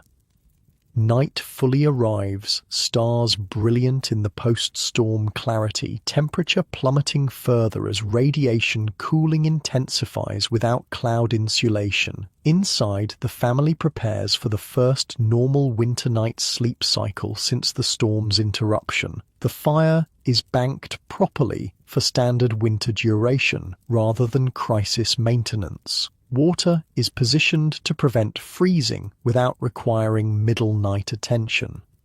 Animals settle into their regular winter quarters rather than emergency confinement locations.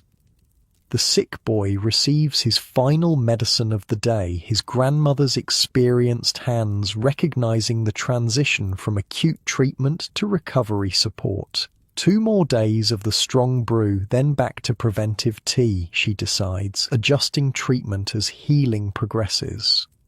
Medieval healthcare remained dynamic rather than protocol-driven, constantly assessing and adapting based on observed response rather than rigid schedules. The father makes a final check of outdoor conditions before the family settles for night. The cold's intensity has peaked, stars brilliant in the black sky, snow surfaces already crusting with radiational freezing. His assessment is brief but comprehensive. Temperature trends, structural stability confirmations, and weather pattern predictions, all processed through experienced observation rather than instruments. Clear through morning, then clouds returning, he reports upon re-entry, the family adjusting tomorrow's work plans accordingly based on this simple but reliable forecast. The knowledge that weather would deteriorate again created clearer priorities for tasks requiring good visibility versus those possible in reduced light conditions. As the family prepares for sleep, conversation quiets naturally, bodies and minds ready for the deeper rest that follows crisis resolution. The grandmother's voice offers final observations that serve as both practical assessment and gentle reflection on their collective experience. "We've weathered worse and will likely face better," she says, her weathered hands smoothing bedding with automatic care. The cold teaches what comfort cannot, if we're wise enough to learn. This simple philosophy captures medieval resilience psychology, acknowledging hardship without resentment, recognizing its educational value, and maintaining perspective that neither minimizes challenges nor magnifies them beyond human capacity to endure. Such balanced assessment supported continued functionality through winter's long duration without succumbing to either complacency or despair. The hut grows quiet as family members settle into their sleeping places, the fire's diminished light casting gentle shadows across the simple interior. Outside, the winter night deepens around their small island of warmth, stars wheeling slowly across the black sky, snow crystals glinting occasionally when moonlight finds them through bare tree branches. Medieval nights held dangers, certainly. Cold that could kill within hours, predators drawn to human settlements by hunger, the constant threat of fire or structural failure. Yet they also offered profound peace unavailable in modern environments, true darkness unbroken by artificial illumination, silence unmarred by mechanical background noise, and connection to natural rhythms that modern schedules have largely erased. The father is last to fully settle, his responsibility for family safety keeping him alert slightly longer than others. His final checks complete, he too surrenders to sleep's approach, body relaxing into well-earned rest after crisis navigation and recovery exertion. And so this medieval family completes another cycle of winter survival, storm confronted, challenges overcome, community connections strengthened, and knowledge deepened through direct experience. Their methods weren't primitive approximations awaiting modern improvement, but sophisticated systems evolved through generations of practical refinement. The sunken hearth that spread heat horizontally before rising, the raised sleeping platforms that captured warm air near the ceiling, the thick straw mattresses with thousands of insulating air pockets, the strategic use of animals as living heaters, the nightcaps and breathing warmers that prevented body heat escape, the careful fire banking techniques for overnight maintenance, and the segmented sleep patterns that allowed essential middle night tending. All these represented not desperation, but ingenious adaptation to winter's challenges using available resources. As your own eyes grow heavy, thoughts drifting between medieval ingenuity and your own comfortable bed, consider how these ancient knowledge systems kept humanity alive through countless winter nights before modern technology arrived.